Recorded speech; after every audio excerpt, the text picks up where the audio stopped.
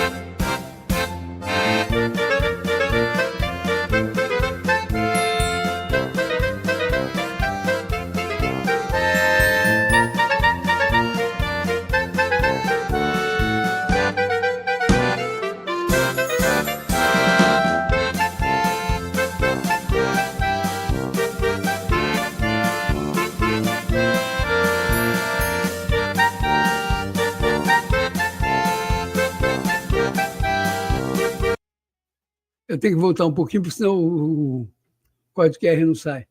Tá? Ele foi tirado, faltou corte, foi muito em cima dele, tem que liberar isso aí.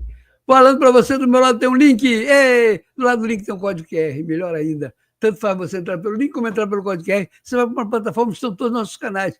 E hoje eu não vou passar propaganda, então vai lá agora. Lá você pode conhecer o nosso X, lá você pode conhecer o nosso YouTube, lá você pode conhecer o nosso... Por que você não vai passar propaganda? Para não ficar longo demais. Eu entendo vocês, acho que se você não vê tudo, guarda em casa, volta amanhã, vê mais um pedacinho, vê mais um pedacinho. Eu sei que o programa está grande, mas é imperdível, cara. É uma entrevista daquelas que, quando eu assisti, eu falei assim, não posso deixar de estar. Quer dizer, você vê até, como eu falei, a influência lá nos Estados Unidos. Olha, a produção avisando que não poderia tocar no assunto das eleições. As caixinhas mágicas não podem ser faladas. Que coisa, hein? É de chorar até. Mas como nós estamos numa semana em que a desvalorização do ministro é grande, tá? Já tem muita gente que não está respeitando nada, estou vendo aqui outras coisas falando, e nós tivemos, como eu falei ontem, e vou falar de novo, a volta do Pablo Marçal. Ele agora volta falando mal. Agora que ele está falando, agora que não vai dar nada. Agora que o ministro não pode pegar ele, ele vem e fala do ministro. Que coisa. Ô, Pablo, pô, peraí, acreditei muito em você, gostava muito de você, mas cada coisa que você está fazendo agora vem me desgastando. Está desgastando. Pô, na hora de finalizar a eleição, na véspera do primeiro turno, tu apresenta um dossiê falso contra o Boulos. Resultado, você botou o Boulos no segundo turno. Tudo bem, eu botei o Boulos, você botou o Boulos, ajudou ele. Você leva uma cadeirada e não processa o cara. Você levou uma cadeirada na televisão, não processou o cara. Não entendi. Podia não ter acontecido nada com você, você pulou fora, mas o cara te agrediu. Você não poderia mais ter feito nenhuma live, um programa, um debate eleitoral com ele. Não podia, cara. Como é que vai fazer isso com quem te agride? Não faço. Entendeu? Então é isso que eu estou falando. E aí, não, eu vou voltar, tiro uma foto com o Trump sem estar lá. Pô, peraí, o cara que tira uma foto com o Trump sem estar lá, o cara que apresentou o dossiê que é falso, o cara que ajuda o cara da esquerda, para mim é da esquerda. Agora você está xingando o negócio. Por quê? Você ontem foi como é que tornado inelegível pelo TSE. Então, na hora que livrar na cara do Bolsonaro, sua cara está livre. Aí você volta como vítima da esquerda. Isso não, Paulo. Isso não.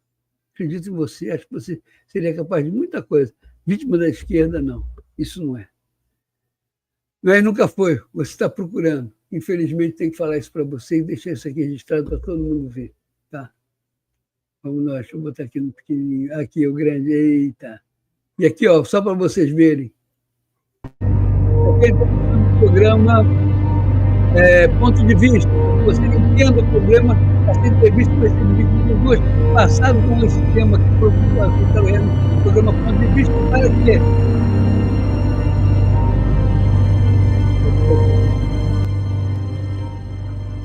Por que eu vou fazer isso? Para botar no Instagram, vou botar em duas partes. Porque eu acho muito importante você ter o seu ponto de vista. Como eu falo, eu não quero ser um influencer, eu quero ser um streamer, aquele que faz as coisas ao vivo, que mostra a verdade, que você pensa e resolve. Não aquele que fala, eu sou bom, eu sou influencer. Sou influencer não, irmão. É por isso que eu estou fazendo isso. Esse programa foi montado nisso. Você pode estar certo que esse programa vai, como digamos assim, que dizem por aí, vai arrebentar, e vai começar com essa entrevista aqui que eu tenho do Eduardo Bolsonaro lá no Instagram com esse nome.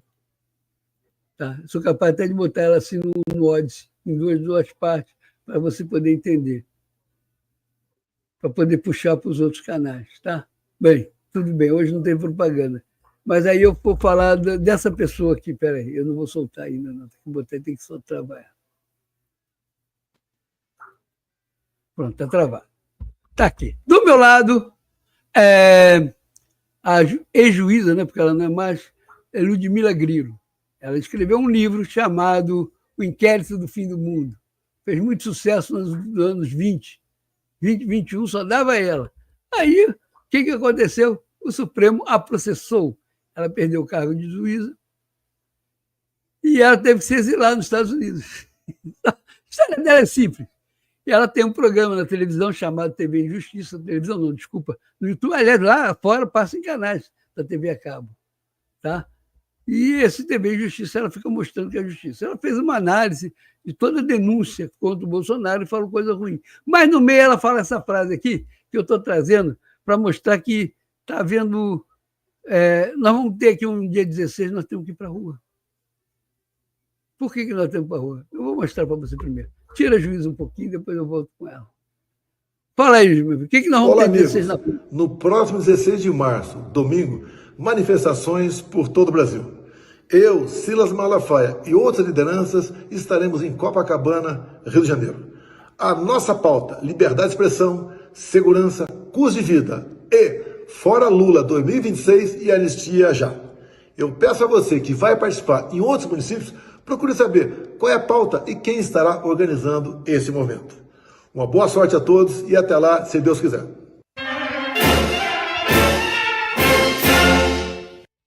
Então, tá vendo? Ele não está impondo pauta. Está tudo em aberto. Uns podem colocar, outros podem não colocar, mas nós temos a pauta da contagem pública dos votos. Eu acho que as pessoas deviam ir para lá coletar informações, coletar assinaturas, desculpa. Tem que ir para lá coletar assinatura. Por que tem que ir para lá coletar assinatura? Porque nós não botamos isso na internet. Eles não botaram na internet. Até um formulário extenso, quer saber seus documentos para que o TSE depois não diga assim, não, essa assinatura não vale. Todas têm que valer. A vontade do povo tem que prevalecer.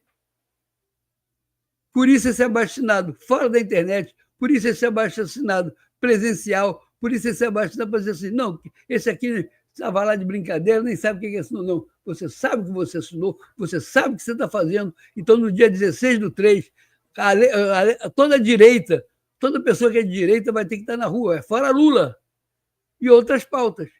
Então, vai ter várias pessoas, prancheta na mão, circulando pelo meio das pessoas, colhendo assinaturas. Nós precisamos ter bastante assinaturas para dizer. E você vai saber, depois eu vou falar, depois você vai entender como é que está esse projeto lá no Congresso. Como está o projeto no Congresso, você vai saber já. Mas, por enquanto, fica aí. Primeiro, a chamada de Jair Bolsonaro. Está vendo? Segundo... Sabe a pauta do voto impresso, da apuração física, da contagem física dos votos, que é uma pauta justa, e essa pauta vai voltar com toda a força, inclusive no Congresso Nacional. Senhor Paulo Gonet, explique para nós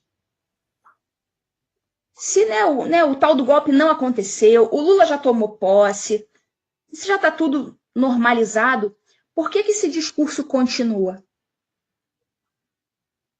O senhor não disse que foi um discurso inventado artificialmente para dar o golpe? Por que ele continua até hoje? Explique para nós, Paulo Gonet. Talvez, senhor Paulo Gonet, seja porque seja um discurso legítimo, porque seja uma desconfiança legítima do povo, porque é o que o povo quer. E o que o povo quer, nesse momento, está em desacordo com o que o Barroso quer, com o que o Alexandre de Moraes quer. Mas sabia, senhor Paulo Gonet, que o povo quer é o que deve prevalecer e não o que o Barroso quer, o que o Moraes quer? O senhor sabia disso? E o senhor sabia que desconsiderar dessa forma a vontade popular, isso é o verdadeiro golpe de Estado? Isso é a verdadeira abolição violenta do Estado democrático de direito, porque é a bota da censura e da opressão estatal esmagando a cabeça do povo. Isso que vocês estão fazendo é que é o golpe de Estado. É que é o golpe no Estado democrático de direito, porque a vontade do povo não foi considerada. E não só não foi considerada, foi violentamente reprimida pelo Estado. Eu trouxe essa fala dela porque ela está questionando, porque a base para a acusação do Bolsonaro é que desde cedo, lá de trás, ele jogava o povo contra as urnas. Olha só. E por isso ele armou o golpe. Então ela está questionando Paulo Gonet por isso. Ela está nos Estados Unidos, ela está exilada, ela não sabe o que está acontecendo aqui. Ela não sabe que tem uma equipe lutando dizendo que democracia é só contagem pública de votos. Ela não sabe que nós tivemos uma audiência pública lá no Congresso. Ela não sabe que nós já aprovamos a contagem pública dos votos na CCJ e tem que ser votado. Mas na hora que for votado, o PT vai dizer assim, não, olha só, olha, Bolsonaro isso, Bolsonaro... Não, nós temos que derrubar tudo, nós temos que saber dar a resposta. Nós temos que saber enfrentá-los. Nós temos que mostrar que, poxa, o povo quer, a vontade do povo tem que ser respeitada. Tá? E estamos pedindo uma contagem pública dos votos que está na nossa Constituição, apenas não se cumpre. Então tem que ser cumprida. Então, me desculpa, meu amigo, você está em casa fazendo o quê? Você vai vir dia 16, fora Lula? Vamos, fora Lula. Procura a equipe da contagem pública dos votos aqui atrás de mim, ó. Isso aqui são alguns deles. Procura, eles vão estar com a prancheta na mão para te dar você assinar. Assina. E vamos para a luta, meu amigo. Vamos para a cabeça disso aí. Vamos fazer isso aqui um Brasil melhor para todo mundo. Tá? Lembra muito disso aqui, olha só. Democracia só com contagem pública dos votos! Democracia só com contagem pública dos votos! Deixa eu tirar. Entenderam? É por isso que eu trouxe isso tudo aqui antes de falar, antes de dizer, antes do programa de hoje, que não vai estar no programa Ponto de Vista, porque o programa Ponto de Vista tem que ter 1 hora que ele vai estar dentro do Instagram com essa entrevista dividida ao meio. Vai ter metade no programa, metade no outro. Nesse momento, muito obrigado, Facebook. Vocês estão espetaculares em like. Nós estamos ganhando tanto like no Facebook. Você já deu seu like agora também? Pô, dá você que está aí no YouTube, dá você que está no X, não está, não estamos transmitindo hoje para o X. Tá? Eu vou ter que publicar isso depois lá. Mas dá uma força, faz. A gente precisa. Contamos com vocês.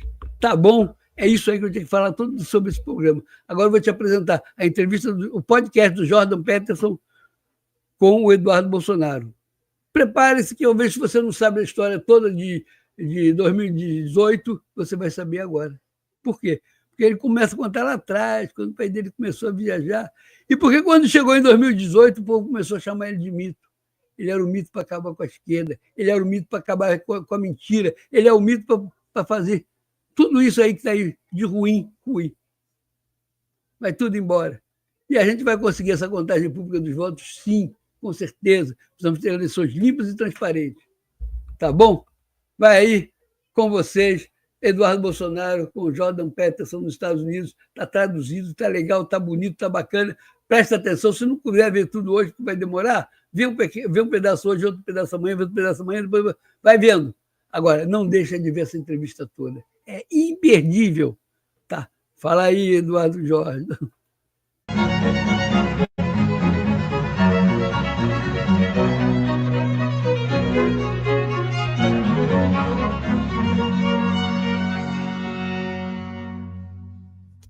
So Brazil has been on people's minds more in the United States and perhaps in the world as of late, not least because Elon Musk has had a very public dispute with, what would you say, a renowned member of the Brazilian Supreme Court.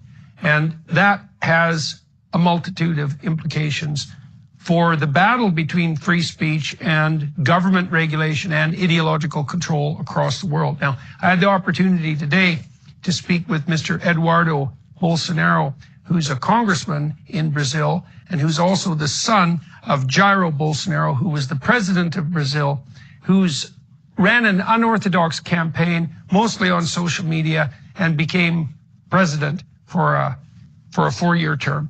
And so we had a chance today to talk about the culture war in Brazil, which is very similar to the culture war that's running rampant in the United States and in Canada and in Europe and in New Zealand and Australia, all across the Western world and all across the world as a whole, to a lesser degree, although that will mount.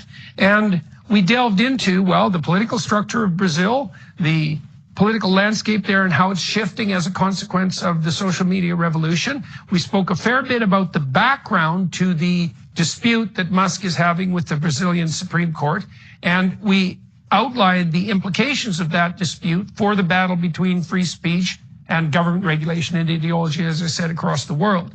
It's been my experience that getting to know the political landscape on the various countries that I visited and have been able to familiarize myself with to some degree helps me deepen my understanding of what's relevant and important more locally, say, in the United States, in Canada. And I think the discussion that I had today with Mr. Bolsonaro with regard to Brazil has exactly the same consequence.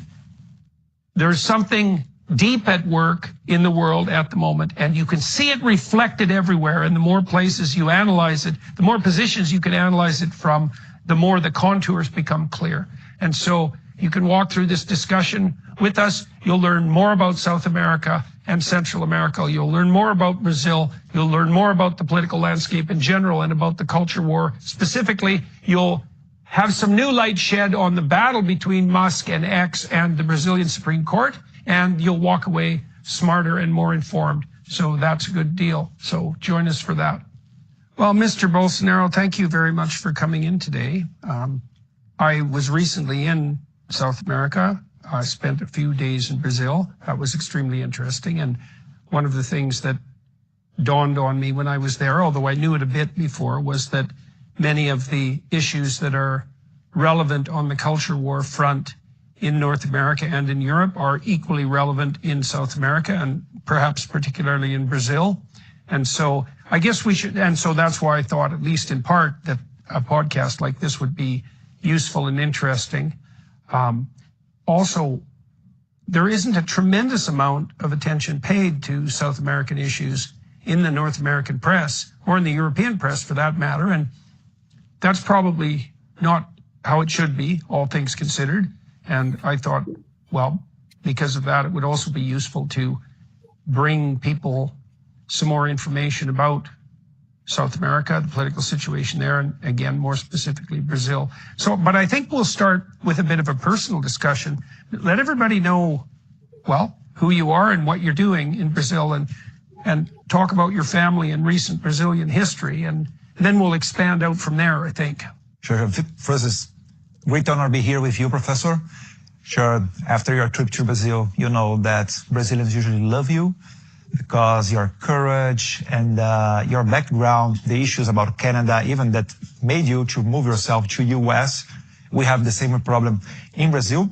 But starting from your question, before we go deep in all of this culture war and culture issues, my name is Eduardo Bolsonaro.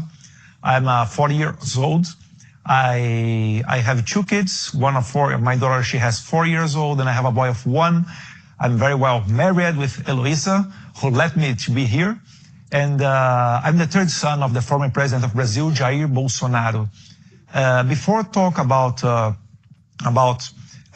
recent political scenario, it's very important to remark that Brazil, we lived from 1964 until 1985, a military regime that started avoiding Brazil to turn itself as Cuba, because we had at that time a communist president that was trying to bring Brazil to the same situation of Cuba. So people on the street, with the support of the Catholic Church and some other sectors of our society, approved to the Congress to impeach this president. And then we start to have a period of time from 64 until 85, electing indirectly, because in these elections, the senators and the congressmen voted for president only, not the popular vote, only the Congress voting. But every 5 years, a new president, a military general president during this period of time. So after 85, we get back again with the democracy that we have nowadays and start to elect new presidents, as pretty much as like in United States. And during this period of time, my father, in the end of the 80s, he was an army captain. So I born in 1984. My father was an army captain, and 2 older brothers than me. And in the end of the 80s, my father had some problems inside of the army because he was complaining about the salary of the militaries, and he did not have the permission of his superiors to do interviews. So he did an interview for a famous magazine in Brazil, and he became very famous. But because of that, as he didn't have the permission of the superiors, he went 15 days in jail, in the military jail. And to calm down the situation, he ran for city council in Rio de Janeiro in 1988. Because when you do that, you receive 3 months off in the army. And I'm not sure if he did expect to get elected, but he did get elected City Council of Rio de Janeiro in 1988. And then in 1990, he ran for congressman, so federal representative, got elected. And every 4 years, He stayed 28 years inside of the Congress, getting reelected, mainly through the votes of the militaries and their families. So, in this situation, there is a very key point around 2010, I can tell you, where the politically correct in Brazil started to increase a lot. Around 2010. Yeah, around this year.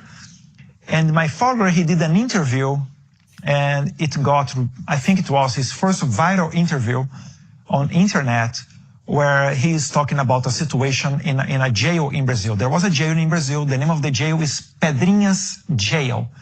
In this jail, criminals start to kill each other. And my father was running to be the chairman of the Human Rights Committee in the Congress, in the House. And a lot of microphones around him, and journalists start to do some dumb questions and trying to say, oh, don't you care about the life of the prisoners? They are prisoners. It's a human life. And he said, come on, you don't want to go to the jail? It's just do not rob, do not murder, do not kidnap anyone else, and start to say some bad words because it was very explosive. And this interview came very viral. And at that time, I was in the federal police. I'm a lawyer. And I was in the federal police. My first service was on the border between Brazil and Bolivia. And then I moved myself. I was transferred to São Paulo. But during that time, in 2014, I asked my father, hey, father, I see you almost alone in some of the debates that you face inside of the Congress. Would you support me to run for the Congress? So maybe instead of only one congressman, we could be two. And he supported me. I ran from the state of São Paulo. I received a little bit more than 82,000 votes, because in Brazil, when you vote for someone, you vote in the state and actually go to the house. So in the state of São Paulo, I received 82,000 votes, and we spent a little bit less than around $10,000 in my campaign. So he financed my campaign too. And I became a congressman. And so he was still a congressman at that time? Yes. So let me get the timeline right before we go on. I just want to make sure. So you mentioned a regime in Brazil that was similar to the regime in Cuba. Tell me the dates for that. All right. So before 1964. It was before 64. Yes. We had a president called Jânio Quadros.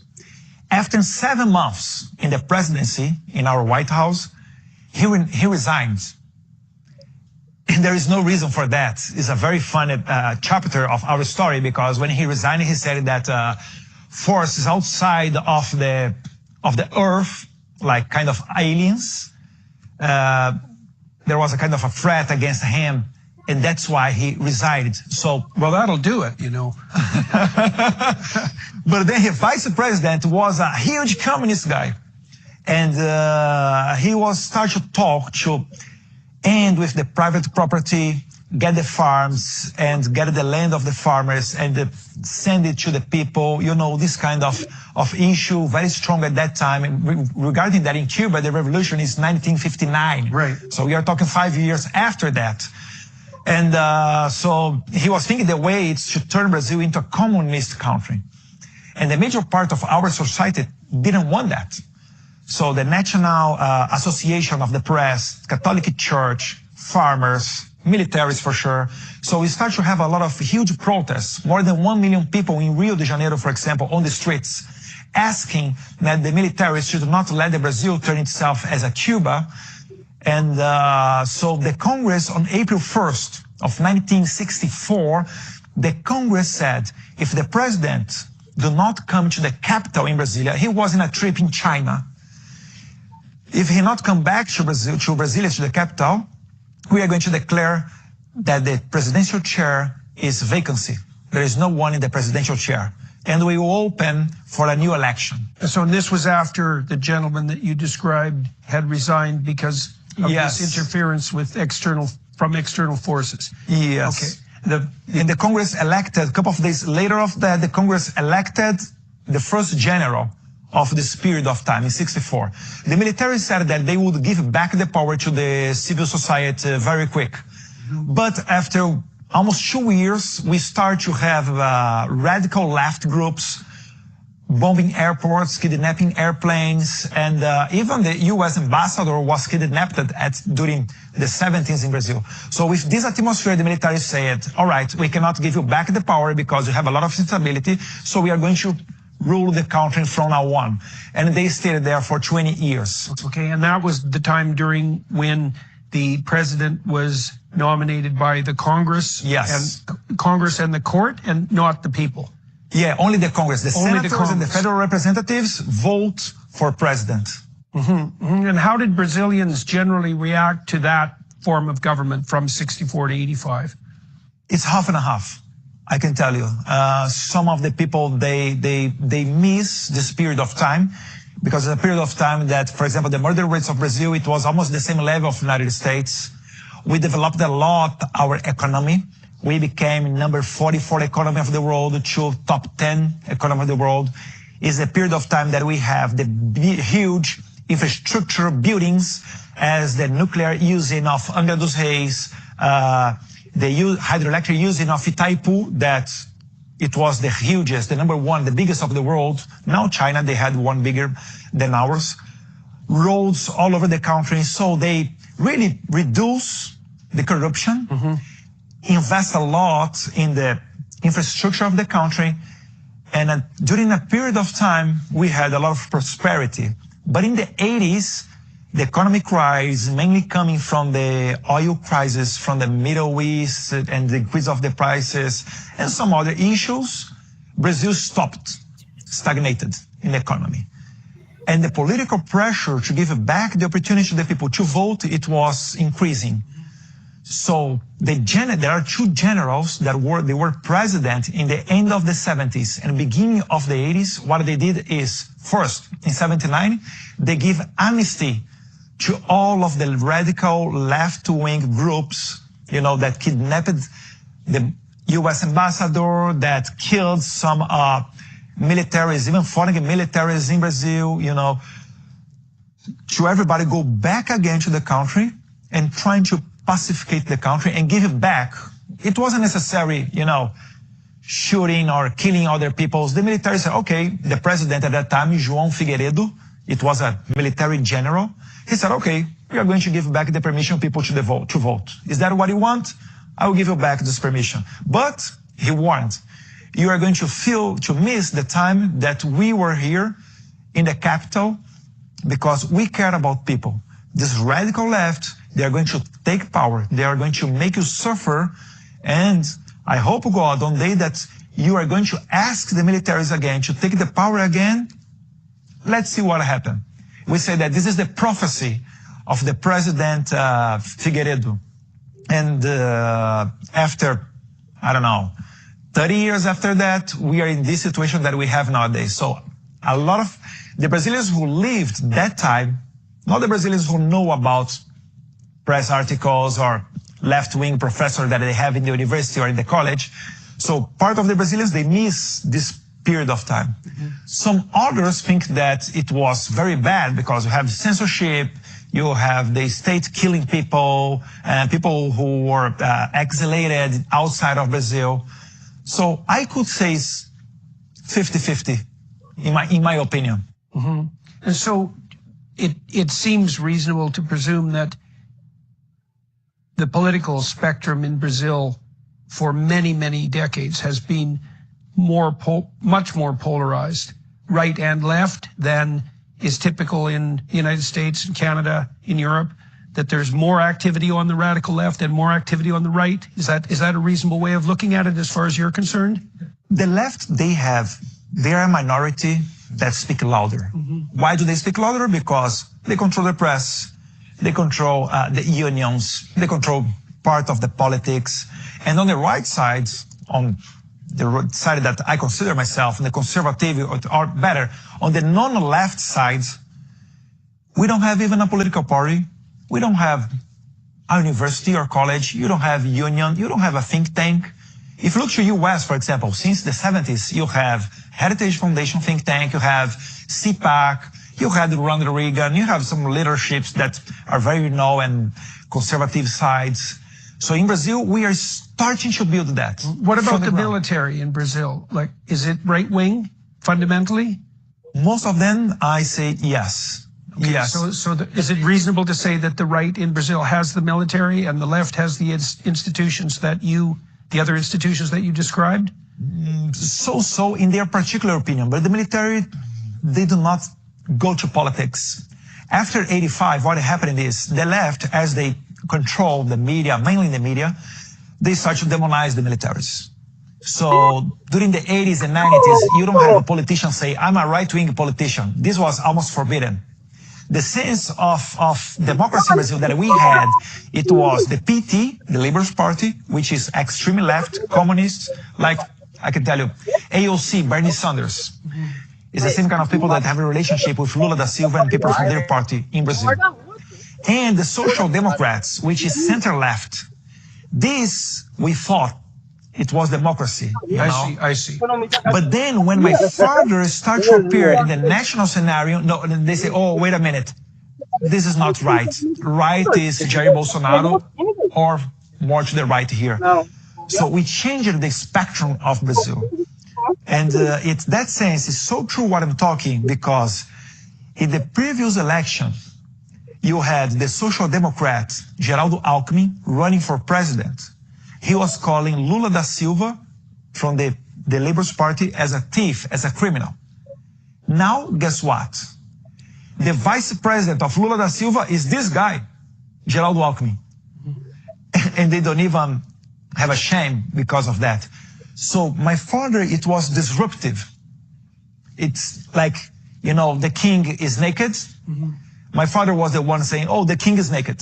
And everybody started to paying attention about what is going on, mainly because now, after 2010, you have a new content in this political scenario, which it is internet. With the internet, we break the monopoly of the mainstream media, and we start to bring more information. As you know, that's why they are trying to regulate and democratize the internet and social media. But in the end of the day, we all know that they want to control the narrative because they lost that. Yes, and of course, Elon Musk's battle with Brazil has been with the Brazilian political leadership. This is a deep story, Professor, that we can talk. Well, I think we should get into that. Okay, so your father was a city councilor in 1988 and a congressman in 1990, and then he spent 28 years in Congress. And the story that you're telling now is that he shifted the spectrum of political discourse in Brazil from center-left, radical left, to radical left, center-left, and what would you describe him? Where would you put him on the political spectrum? You described yourself as center-right, and yes, I'll put it right. Why not? People sometimes say, "Oh, far right." Yeah, well, that's far right for me is other thing, because what Lula and the communists they want to control the economy 100%. We want what is the opposite of control the economy 100%? Is when you do not have any kind of administration. It's anarcho-capitalist. We are not anarcho-capitalist. We believe in a minimum size of the administration. We don't want to destroy the administration. We need a government to rule some things, and you have to be very sensitive when you talk about that, to do not go far away. What is rule something? For example, you have the right to go and back to your home, to the work. All right, you drive your car, but you cannot drive your car on the wrong way, because you are going to put in risk other people's life, crashing other people's car. So to somehow rule these kind of situations, and the situations where the individual cannot do, for example, everybody knows that, have the sense that kill each other is a wrong thing. All right, everybody believing that. We should not be a society where everybody is killing everybody. So we need the police. We need somehow defend our territory from other countries, because maybe you have in our neighborhood a dictatorship that want to invade your country. If you look nowadays to Ukraine and Russia, to Venezuela and Guyana, Maduro saying that he wants to get the territory of Essequibo and some other countries of the world, makes sense that you need an army. So to defend your country, preserve your culture, to have a civilization on the streets, police, and one or 2 points, you need the state, you need the administration. So it's a limited government vision. Would you regard your view? Now, first of all, I guess I'd like to know, are your father and yourself relatively united in your political views? So yes, okay. So we can just discuss that, the two of you as a unit in some ways. Yeah, I do not talk in his name, but... Right, okay, I got the picture. And so the way that you laid out the Brazilian political landscape since 1985 is basically an argument between two parties on the left. And so I'm still trying to place the Brazilian political spectrum, because in Canada, say, and also in the United States, you have the socialist types, let's say, and then you have the classic liberals who are more in the middle. And in Canada, traditionally, that was the classical liberal in party. Brazil to be on the right. Yeah, and so... the right wing that you're talking about in Brazil, would you describe that? Could you characterize it as more libertarian? Would you call it more classic liberal, or would you call it more classic conservative?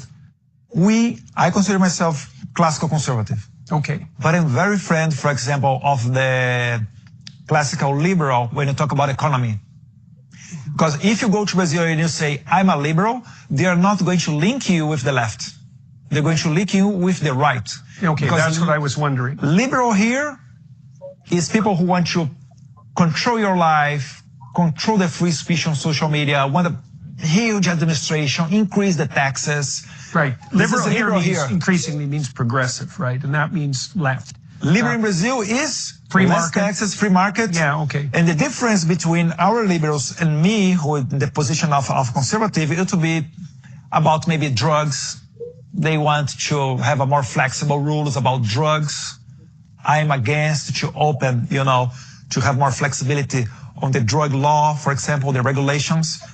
But you have some other, as in Brazil, we are deep in a moral crisis. This is not the priority. The priority is to rescue our country, to people believe again that we can have an administration that take care of the people, look to the people.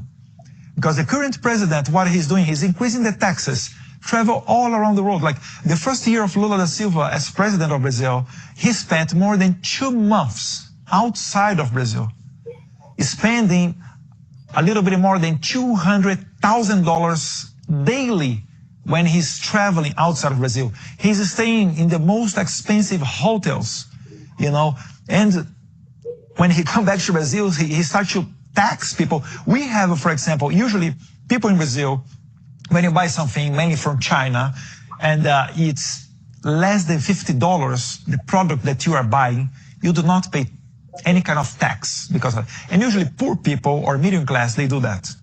Lula is taxing even this kind of situation. And he spent more money than my father, Jair Bolsonaro, when he was president during the pandemic. Imagine how can someone spend more money than the other president during the pandemic? So that's why the price of the American dollars in Brazil is exploding, and the numbers of the economy are not that good.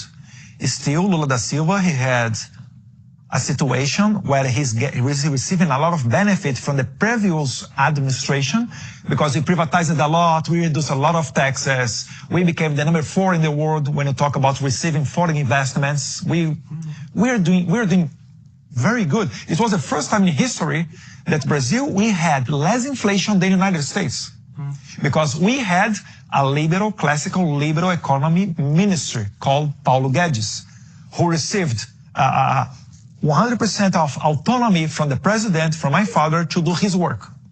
Because my father, he knows his place. He said, I'm not an economist, right, but I will appoint someone that can do the homework as never seen in Brazil.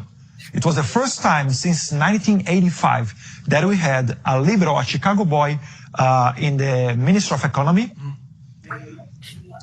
like with the possibility to do his work. Okay, so let's build up to that again. So let's go back to when you ran for Congress. So now at that point, your father is still a congressman.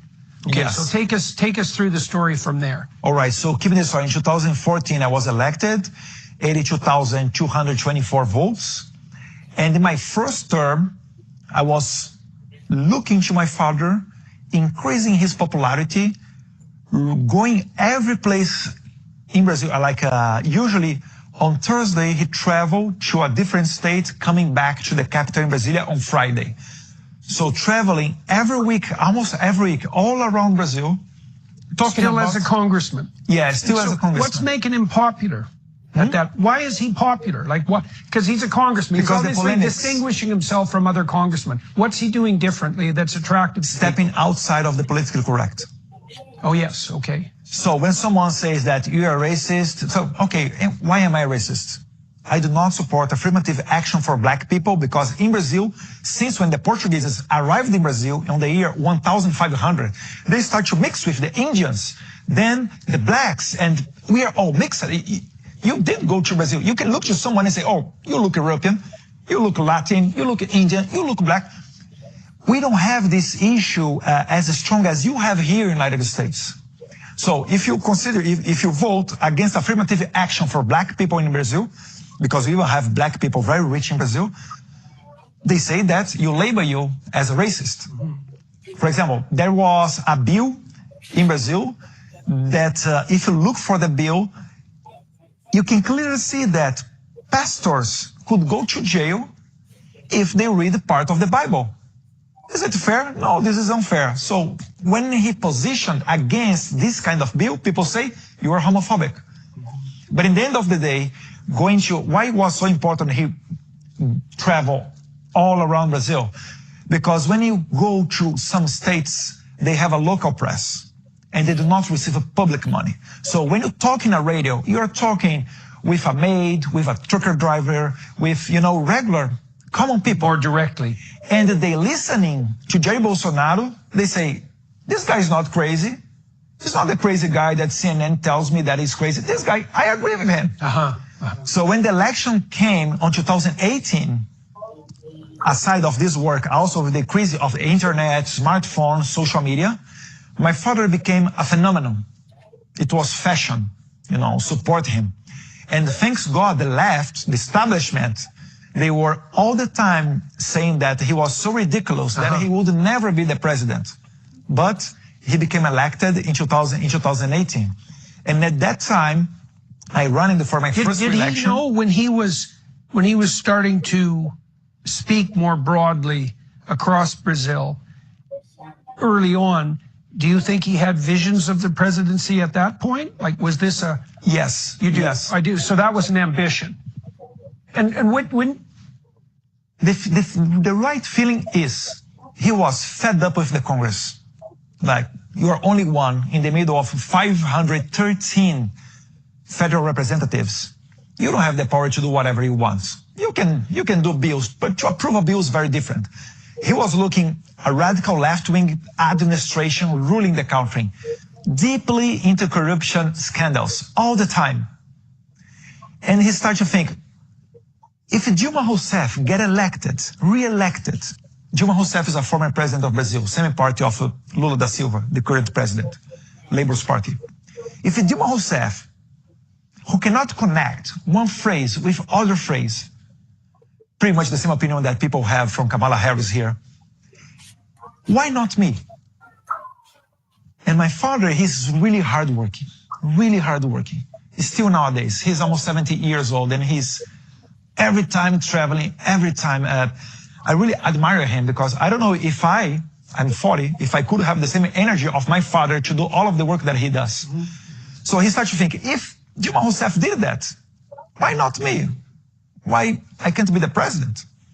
So he started to go for that. He had a plan, all right? He has a project. He started to go around, not saying that he's going to be the president, but after this work, people start to realize that he could be a president. Okay, now explain to us how the president is elected in Brazil. And the prime minister in Canada is the leader of the party with the most seats, and the president of the United States is elected directly. What's the situation in Brazil? How is the president elected, and how is that position related to the other major branches of government in Brazil? Just lay out the structure. Yeah, Brazil is a little bit is different from Canada because it's presidentialism, not parliamentarism, and different from U.S. because here who win in the state get all the votes of the delegates. In Brazil, every vote counts. Every voter, every people count. If you have more than 18 years old, you vote. From 18 until 70 years old is mandatory. You have to vote. If you do not vote, you pay a fee. You are fined in $1. It's not a big deal, but it's still is mandatory. And every country votes. So we are 210 million people living in Brazil. I guess around nowadays 130, 140 million people in Brazil, they are able to vote. So you have to go all over the country. Here, I know the presidential candidates, they usually look, their focus is on the swing states, not in Brazil. In Brazil, you have to be everywhere, everywhere, which makes a little bit harder. You need more energy to do your campaign. And in 2018, my father did his campaign basically with a cell phone. I can tell you, my father didn't spend, to be very conservative in my accounts, he didn't even spend $1 million in his campaign. This is how powerful was the support in favor of Jair Bolsonaro. His flags, defend the family, get back again the patriotism, reduce the size of the administration, respect the kids, no gender ideology in the schools, support the law enforcement, get the criminals to the jail, like as much time as you can send them to the jail. So it's the opposite of the left. When you say that all of these flags, the left, they say, no, we need gender ideology, we need to respect everybody, and all of this narrative that that they start to build. But the mainstream media all the time was labeling my father, like racist, xenophobic, you don't like poor people, you don't like women, you don't like black, you don't like no one. It's even funny because in the end of the day, I don't even know if someone like that exists. And people, through mainly by internet, the social media of my father was controlled by my brother, Carlos. The message that we gave to the people is this message of patriotism. So how did you guys use social media? Like you said, it was a very low-cost campaign, which is extraordinarily interesting. I mean, one of the things the internet's going to do is to knock the prices of campaigns down dramatically because, well, Trump went on Rogan a week ago, 44 million views. Like, there's just, and those are voluntary views, obviously. People are doing that on purpose, right? Rather than having their TV accidentally on to listen to a soundbite. And the barrier to entry on YouTube and on the social media platforms is basically zero. We've seen this with Pierre Poilievre in Canada, so he'll be the next prime minister by all accounts. And the media in Canada, the legacy media, is increasingly state-controlled because it's subsidized. And so it's very pro-Trudeau. Like, it also happens in Brazil. It also happens in Brazil. Yeah, I'm sure it's the same thing. And Poilievre just walked around them. He set up his own social media channels, his own YouTube site. He built his own ads. He made micro-documentaries that were 10 minutes long. And some of his micro-documentaries were getting like 400,000 views, which in Canada is a lot of views. That'd be equivalent to, well, 4 million at least in the United States. And so he just walked around them completely. And you could see with Rogan interviewing Trump and Vance this week, I think the Vance interview already has like 6 million views. There's just no need for the legacy media. Yes. And so you guys were early adopters of that new technology. Like $1 million for a campaign, that's nothing. And so did you use all the main social media platforms? Like, were you guys, I don't know what's active in Brazil. Like, it would be Facebook and Instagram and X and YouTube primarily, TikTok in the United States. Is it the same in Brazil? It's the same situation. But I have to go back in 2018. We had way more freedom. Like no one, nowadays I can guarantee to you that sometimes people think, maybe even write on X, but they do not post that to not have problems with the Supreme Court. Right. We'll get into that. And I'll tell you how I can make you believe that my father didn't spend even $1 million and almost all of the campaign we did through the social media is because he got elected in 2018 and he took office on January of 2019. Since 2019, the Supreme Court of Brazil, they opened an investigation called the fake news investigation. Oh, yeah. Trying to prove that Jair Bolsonaro, he had kind of AI or an office fed with public money to destroy the reputation of the journalists and the reputation of the communists and all the other players in the election. Since 2019, we are in 2024, this investigation is still opened. They just turned our life, towards, they just did everything that I can do in terms of investigation against my family, against my father. The federal police went to my father's house to take his vaccine card. It's funny, this is other things that we have to talk about. The accusations that they say, the accusations against us. And still, they cannot prove. So they were they shocked? Okay, so two things could be happening there. I mean, one, and maybe both are happening. One could be that it's merely an organized harassment campaign. But the other thing is that perhaps they're also completely stunned at how successful that tactic was and couldn't believe that it could possibly be managed with no budget whatsoever and merely by communicating. See, one of the things... believe or could build a narrative to destroy us. Because, nowadays, the reality is just a piece of something. Yeah. Reality doesn't matter. What matters is the narrative that they build inside of the mind of the people. Because in the end of the day, the elite, the radical left, they are smart enough. They knew that we won the elections doing everything that we did in social media, traveling all over the country, because the majority part of Brazil, they're conservative. Funny though, in the U.S., recently, I think it was within the last 6 months, Gavin Newsom, who's the governor of California, made some denigrating comments about Joe Rogan, calling him, his son watches Joe Rogan and me, which I'm quite happy about. And he described Joe Rogan as a fringe figure. And I thought, see, that's really relevant because Gavin Newsom is a fringe figure compared to Joe Rogan. I think Joe's podcast is #1 in 192 countries. I'm not sure it's 192. It might be 92. But it doesn't matter. It's a lot of countries. And so he's definitely the most powerful journalist who's ever lived by a large margin. And CNN is a fringe organization compared to Rogan. But the left in particular, and I would say even the liberals in the more classic sense, they don't understand this at all. They still think that CNN and MSNBC, and the Washington Post for that matter, and they do to some limited degree, but that time is seriously over. And so I'm wondering, even in Brazil, it could be that like you guys were seriously on the cutting edge of the communication revolution, and the people that are watching you just have absolutely no idea how powerful it is because that isn't their territory. Yes. And the thing that makes us kind of special is because my father, he has authenticity. He is original. He's pretty much like Trump. He do not stop to think, oh, I'm going to speak that. Is it good or bad? Let me do it this way. No. They think, they talk. Mm-hmm. Doesn't matter is it going to hurt you? It's your problem. Sorry if you are so sensitive. So people start to trust you.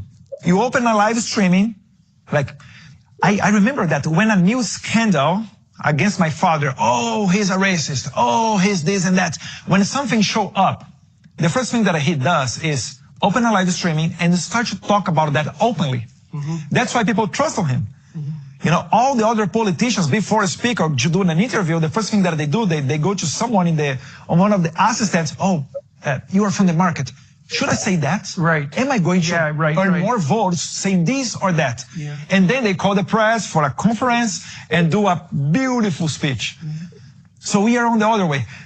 If you look for the social media of my father, you are going to see that most part of the videos are low-cost videos. You don't need a cell phone to do that. Uh-huh. It's not something beautiful with content and edited, So these things makes you connect with the people. Right.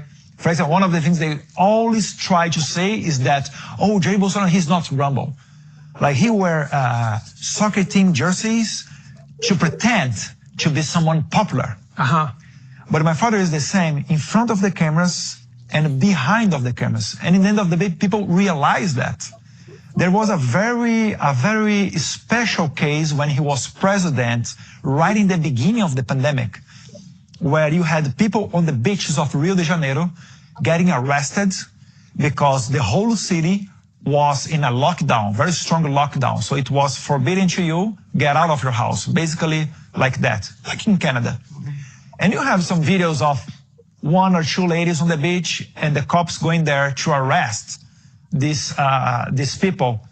And in a meeting of the president, my father, Jair Bolsonaro, with his ministries, he's talking like using very bad and very strong words. Why is not the Justice Ministry talking about this kind of issue? Drug dealers cannot be arrested like that. Why ladies on the beach getting D vitamin are going to be in jail because of that? And at this meeting, he with his ministers, it was recorded, but not for the public. How people watched that? Because the Supreme Court, I think 1 year after all of that, gave an order to the president. Hey, President Bolsonaro, we want the video of your meetings with the ministries. And he gave. For the lucky of my father, expecting to give in a first hand the breaking news to the people. Oh, look, President Bolsonaro talking bad words. Look how bad he is behind the scenes. This is Bolsonaro.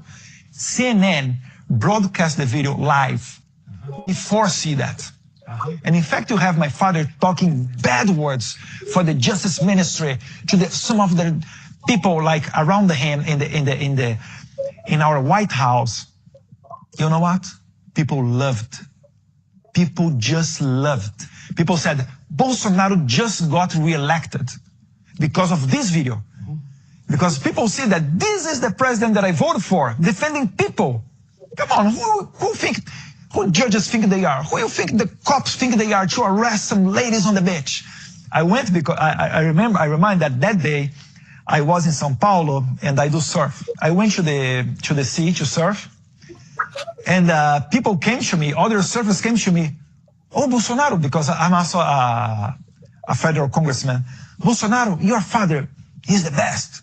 People start to accomplish me on the water. This is not common. Usually surfers, when they go to the water, maybe you can talk with one or other, but it's not common. You gather in the water, with others.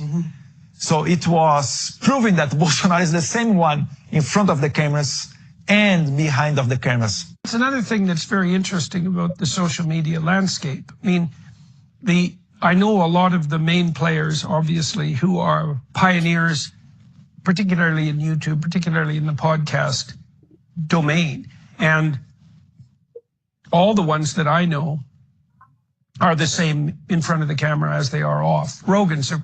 He's a classic example of that. I mean, you see, he's the same or he's not the same? He's exactly the same. All right. He's all of the people that are hyper popular as podcasters that I know are exactly the same on their podcasts as they are off. There's no persona. And part of that is that lack of professionalism, and it isn't exactly lack of professionalism. It's what's happened is that as people have become more and more able to do video editing themselves, for example, they're much more video literate than they were 10 years ago. Nowadays to hide that. Yeah, well, people on YouTube, for example, nobody trusts edited YouTube videos because they don't trust editing. And so you want to see, you want to see the conversation unfold as it does unfold. And I've talked with Rogan about this to some decent degree about interviewing people, and his experience too is that you can tell who's an empty suit after about 20 minutes, right? Because we're having an unstructured conversation and we both have to be able to track it, and it has to go where it's going to go, but it has to stay coherent and it has to stay interesting, and we both have to be engaged. And there's really just no way of staging that. And if you try to stage it, it just falls flat. The other thing that happens too, we experienced this at the ARC conference in London, is that if it's politicized in a way that's ego-driven, it also fails. So at ARC, the discussions that were more political were much less successful on YouTube and at the conference than the ones that were more philosophical and that were more direct. So the new media landscape, I think it's partly a consequence of bandwidth. There's no bandwidth restriction, right?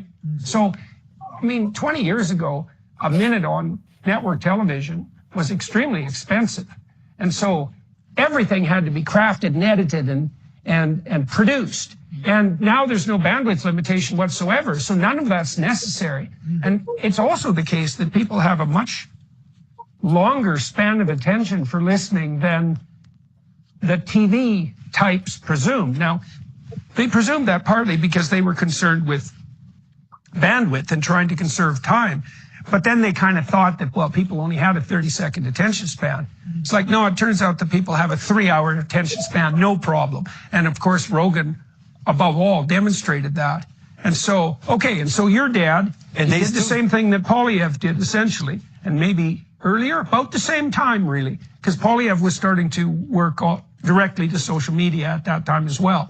Okay, now, the leader of the Conservative Party in Canada. All right. Because he's the other one I know who's used social media so effectively. Like, and I really think that's what's going to happen. This is a shift in the way politics is going to be conducted. There's absolutely no reason that political leaders can't take their message directly to people with no intermediaries. And I think that's going to be extremely beneficial. And so, well, it worked very well for you folks. Okay, so your father was elected president 2018? Yep. And how long was he president? 4 years. 4 years. So he was. If I may, Professor, excuse me, only to open a parenthesis. 1 month before the election, he also got stabbed in the belly during the campaign.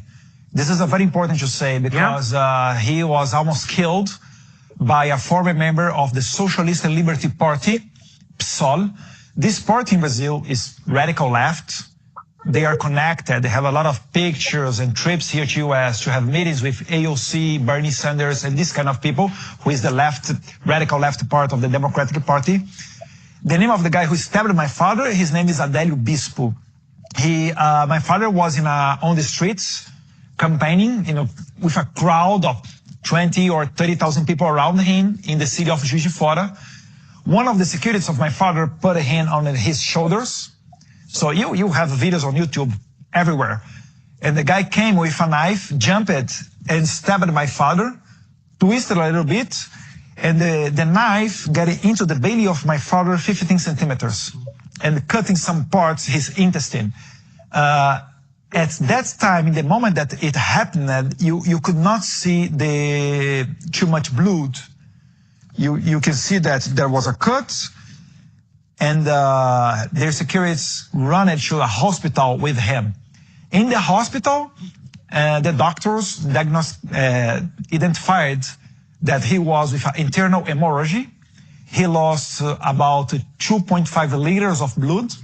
He died twice, and he went to the surgery. And you have a lot of these, more than 2 liters of blood together with, how can I say that politely in English, with shit. Right. Which makes you think, oh, so for sure he had an infection after that. Like, it's a miracle he survived. The doctor said 2 more minutes on the way to the hospital, 2 more minutes delay, he's done. He would be out of blood through the heart to bomb.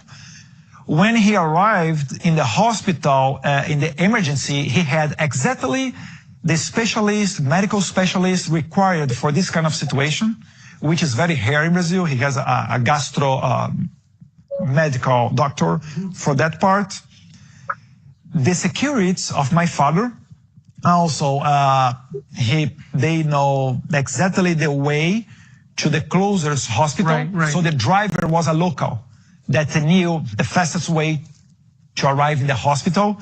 And one day before, my father, he had a problem in the throat, and a friend, Gilson Machado, which is our former tourism minister, he gave a medicine to my father, an antibiotic to my father. Bolsonaro, you are feeling sick a little bit on the throat. Yeah, but you're campaigning, you cannot wait. It become worse to receive an antibiotic. Take this pill with the antibiotic. So my father started to have antibiotic. So this is, I think, what prevented to get infection, because there's a lot of blood with feces inside of his body. So he survived that. But more than 70% of the time of the campaign in Brazil, you have 45 days that you can campaign. more than 70% of this period of time, my father was in a hospital. So he could not go to the streets, running all over the country, delivering his message to do a presidential campaign. And still, he got elected. This is very important. This is also very important to say, because people do a lot of, they compare with the Trump situation after with the shooting case right next to his head. And it's one more things that Trump have in common with my father. So after that, he got elected, and I also became the most voted ever federal representative, most voted ever federal representative in the history of Brazil. Now, he did or you did? I did. You did. I did for the Congress. Yes. He did as president. I received almost 2 million votes. In my first campaign, my first election, 2014, 82,000. 2018, almost 2 million. So it was a huge message for all of the country. Our party became very strong. We were in a very small party that we had only 3 congressmen. After the 2018 election, we became 52. And wow. Nowadays, after the 22 elections, we are almost 100 congressmen in my party. So it shows that the wave is still increasing.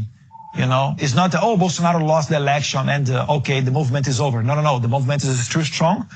And the only way that the legacy media, for example, sees to control us is controlling the narrative with the new bills against the free speech. Right, right. That's okay, so let's go to the 2022 election. So it was 6, you said, just a number of days before that election that your father was just about killed. Yeah, 1 month before the election of 2018. 1 month. And what was the outcome of the election at the presidential level in 2022? Yeah, 2022, it was the election that my father wanted for re-election, but he lost. Right, and it was a month before that he was almost killed. No, in 2018. Oh, that was okay, sorry, it was 2018. Forgive my ignorance. So No, that's okay. Yeah. So, okay, so what happened in 2022? Why did he lose the election? Then I have to take care about my words, because in Brazil, depending on what you talk, you can be considered anti-democratic. To talk to the Americans here that are watching us, remember that Trump in Georgia, he was the mugshot because he was talking about the election process. Yeah. Oh, this is.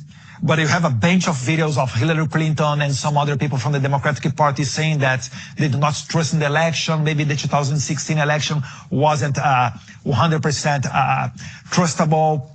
But with Trump, things change. So with us, things change in Brazil too.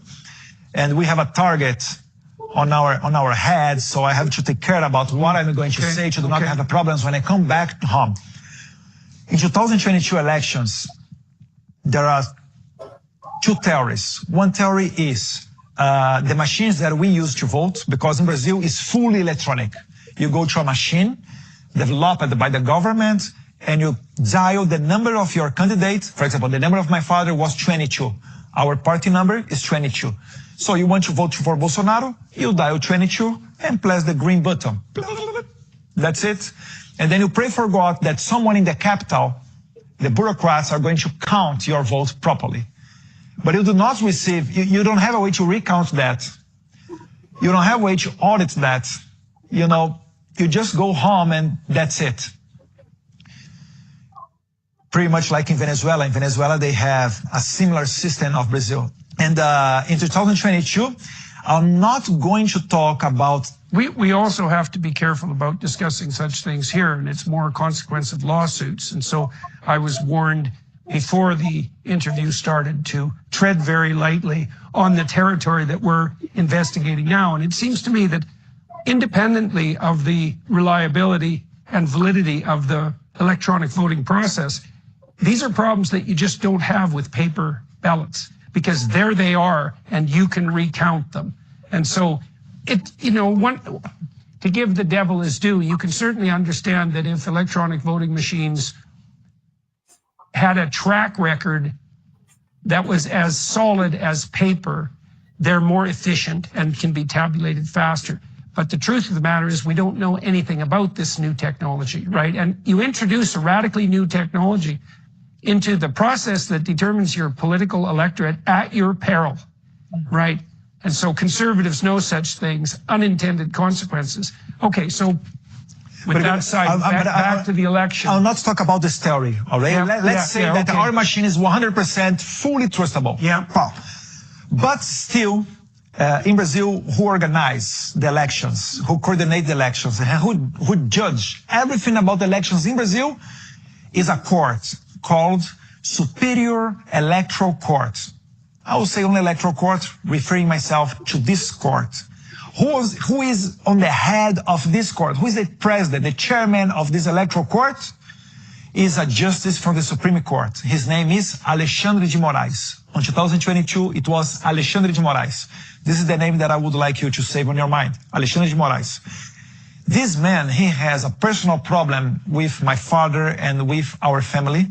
He did a lot of interventions in the executive power and sometimes even in the legislative, in the Congress. And he was on this was during your father's administration. Yes. During my father's administration, we had a lot of conflicts with him. So he was on the head of this electoral court. So this electoral court, you had ridiculous decisions such as my father could not open a live streaming from his cell phone at his house. Why? They say that because all the other candidates, they do not have a house, a public house paid with public money. Because when you're president, you live in the White House. Who paid the rent of the White House? Who paid the energy and the water of the White House is a taxpayer. So the reason that they found to avoid Jair Bolsonaro was forbidden to broadcast from his house. So if he would like to start live streaming from his Facebook, he would get a car, get out of his house, and start a live streaming.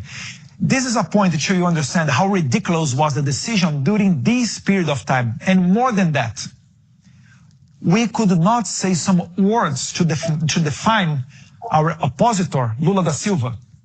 There is the #1 conservative media in Brazil is called Jovem Pan. Jovem Pan, they received an order saying that they cannot refer, the journalists of Jovem Pan could not say that Lula is a criminal, is a thief, or that he was unconvicted from the convictions that he had in the past. Because Lula da Silva, the current president, the Supreme Court, he was convicted for laundering money and corruption in the past. But 2 years before the election, they overturned all of that and let Lula da Silva run for president.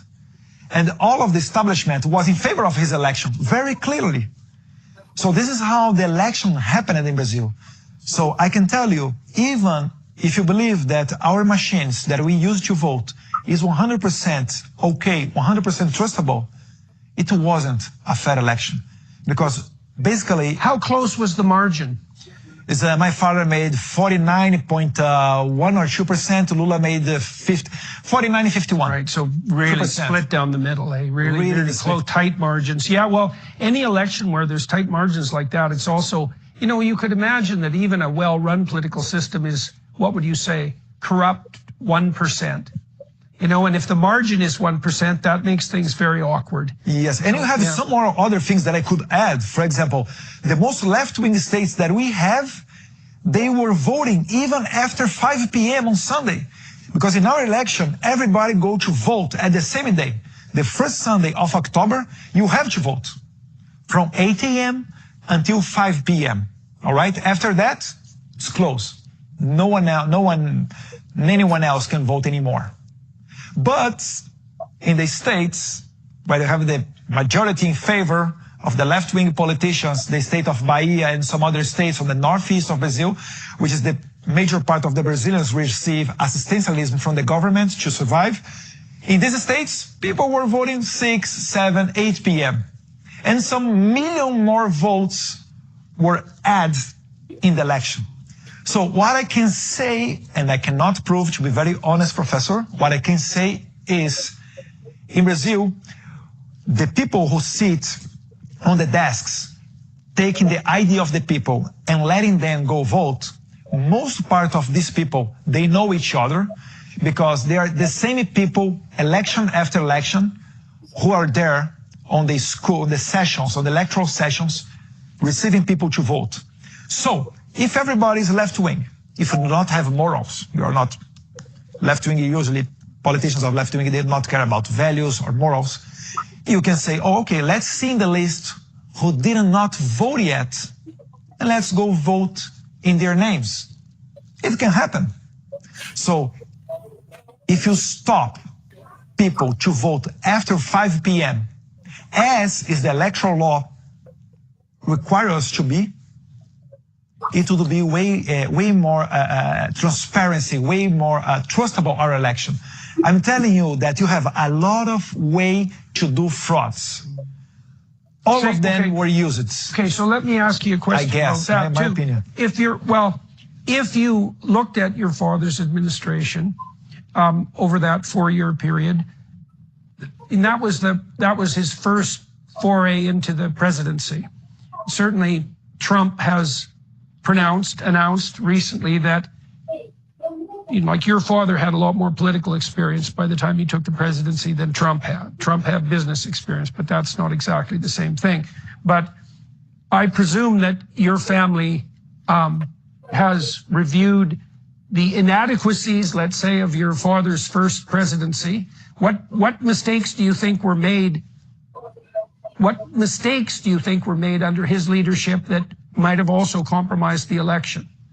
The main thing that people comply about my father is that he talks too much. But I mean, it's the opinion of the people. We usually say that, okay, are you voting for president or you want a boyfriend or a girlfriend?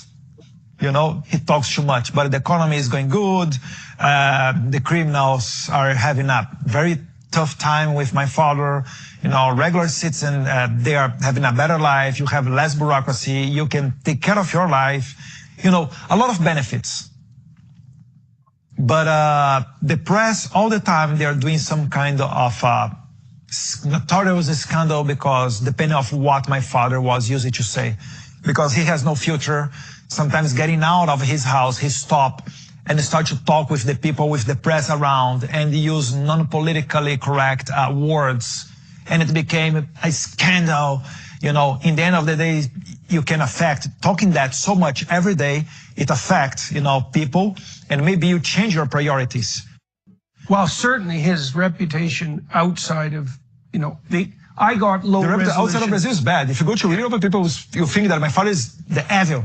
Yeah. Well, and I would say, like, he's burning Amazon. He's right.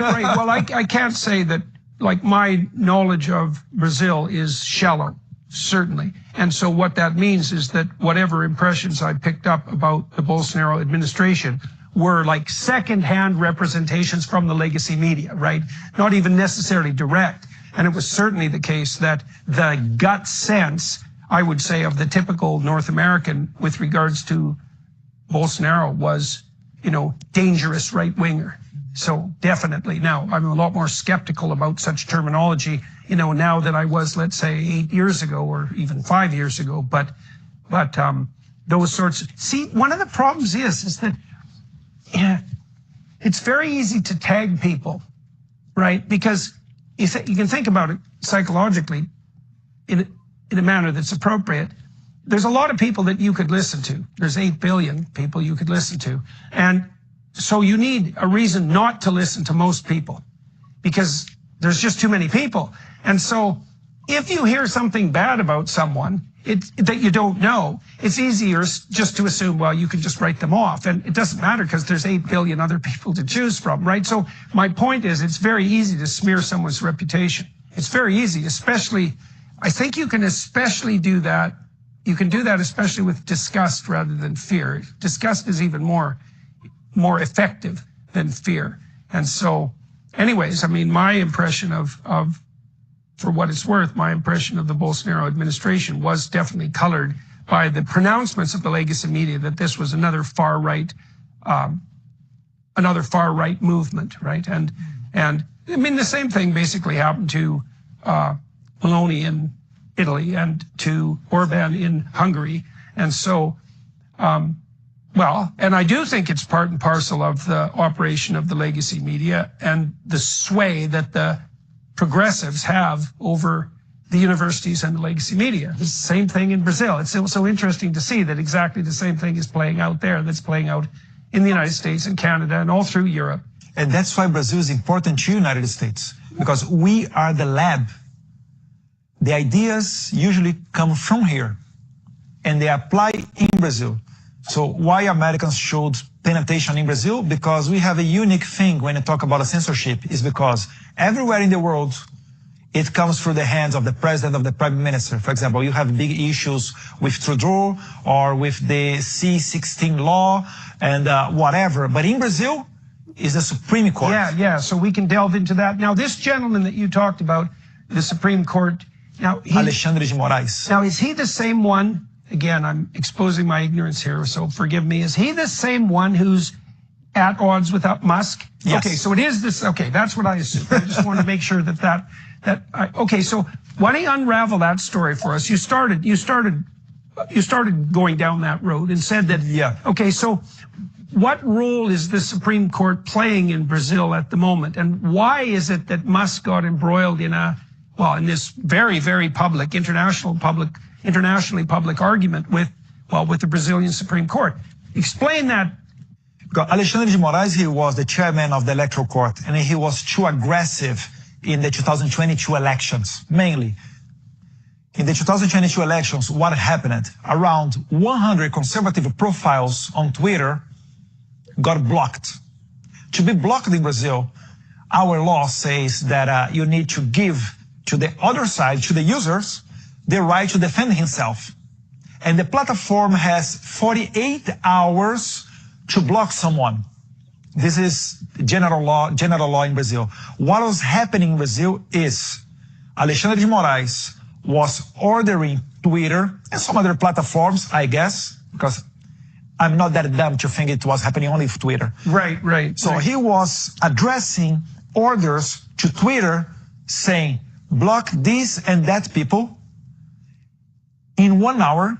If you don't do that, I will fine you in, it was, I can tell you, around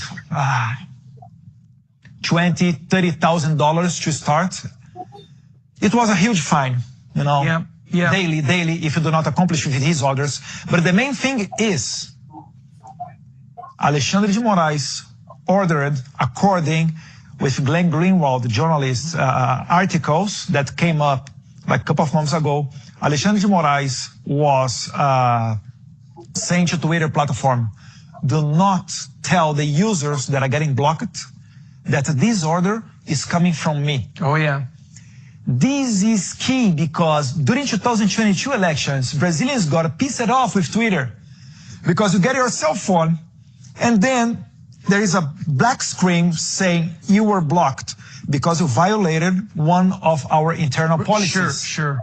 And then you say, but what post did I do that makes me be blocked in the platform? You don't know. These are the candidates you're speaking of? No, everybody in general. I see. So this was happening quite broadly? You have candidates, you have regular people, you have influencers, you have YouTubers like Luciano Hang, for example, who is a very strong supporter of my father.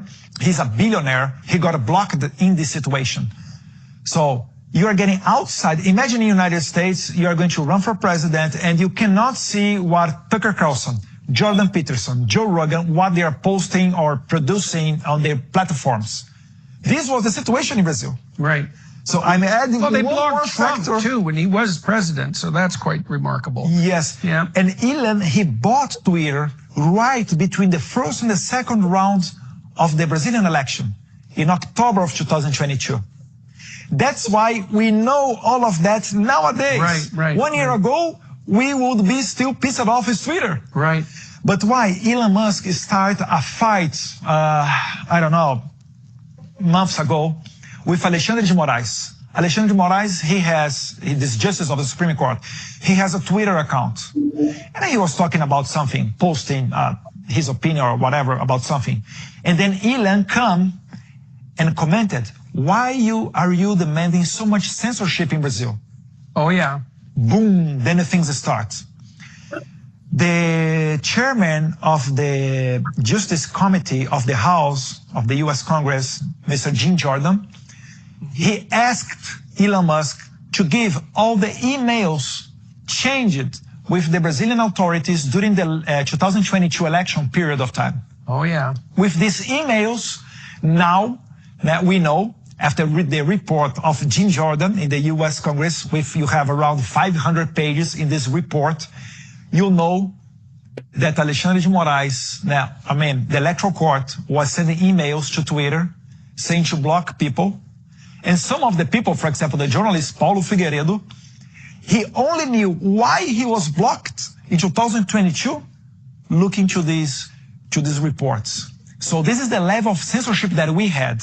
And this is the problem, because this is not only about Brazil. Oh, that's for sure. European authorities, Alexandre de Moraes and some other authorities of Brazil, they do speeches in Paris, in London, in New York. They are spreading the virus. And you have some press articles saying that some of the European authorities, they were looking closely this fight between Alexandre de Moraes and Elon Musk to copy to Europe. Yeah. Because what happened, now I will shock with the Americans that don't know this story deeply. I'm talking about Twitter, Elon Musk against Alexandre de Moraes, right? Well, there was a top EU official whose name escapes me at the moment, unfortunately, who complained, although apparently not with the full authority of the EU, about the fact that Musk was talking to Trump. Come again? That he complained using his EU... A Brazilian one? No, an EU representative. Unfortunately, I can't remember his name. We'll put it in the notes. But he complained that Musk was talking to Trump. Right, so this... What is the crime in that? What is the crime? The House of Representatives in the U.S. actually wrote a response letter, and I think it was Jim Jordan who signed it, telling him to really mind his own bloody business, as he should have. And the EU, to their credit, did separate themselves technically from him, although I don't know the entire background of the story. But the reason I'm bringing it up is because that it lends credence to your claim that the EU bureaucrats, who are not the least bit happy with Elon Musk, and the same thing could be said about the UK, especially the Labour Party there, right? They're definitely Musk's enemies and will do whatever they need to stop him. And so, and that is being played out in Brazil. That's part of the reason why I think this podcast should be of broad interest to the international community. So, because they're saying, because as Brazil, we have this special case because the censorship is coming through the hands of one of the justices of the Supreme Court, and also Alexandre de Moraes fined Twitter, and the first response of Twitter is that they're not going to pay this fine, but after 1 month they paid to get it back again Twitter in Brazil because they were banned. So the European authorities, like the woke people, the progressive, they were enjoying that. Oh, wait a minute. So if we do that through the hands of the courts, maybe we can control Elon Musk, and force them to censorship whoever I want. So this is the point. And what I would say that was shocking is that to do that, Alexandre de Moraes not only banned Twitter, he threatened to arrest the Twitter team in Brazil. Right, yes, I remember that. So that's why, thanks President of Argentina, Javier Milei, he offered asylum to this kind of people. They said publicly through Twitter, if the Brazilians want to come to Argentina, they are more than welcome, because here we do preserve the freedom and the free speech and all of that. So thank you, Javier Milei, the greatest president of Latin America by far. And the second thing is Alexandre de Moraes freezed some of the resources of Starlink. Yes, well, but Starlink wasn't in the dispute. The Europeans are toying with that too. I've looked at some of their background legislation, and the fine structures, Canada is playing with this too, by the way, under the auspices of a bill called C-63, which is the most totalitarian piece of legislation I've ever seen written in the West by a large margin. Way worse than nefarious Bill C-16. That was just the warm-up. In any case, the fines that are being proposed in Bill C-63, which I imagine will be somewhat of a template for the impending war against Musk involve percentages of company revenue worldwide.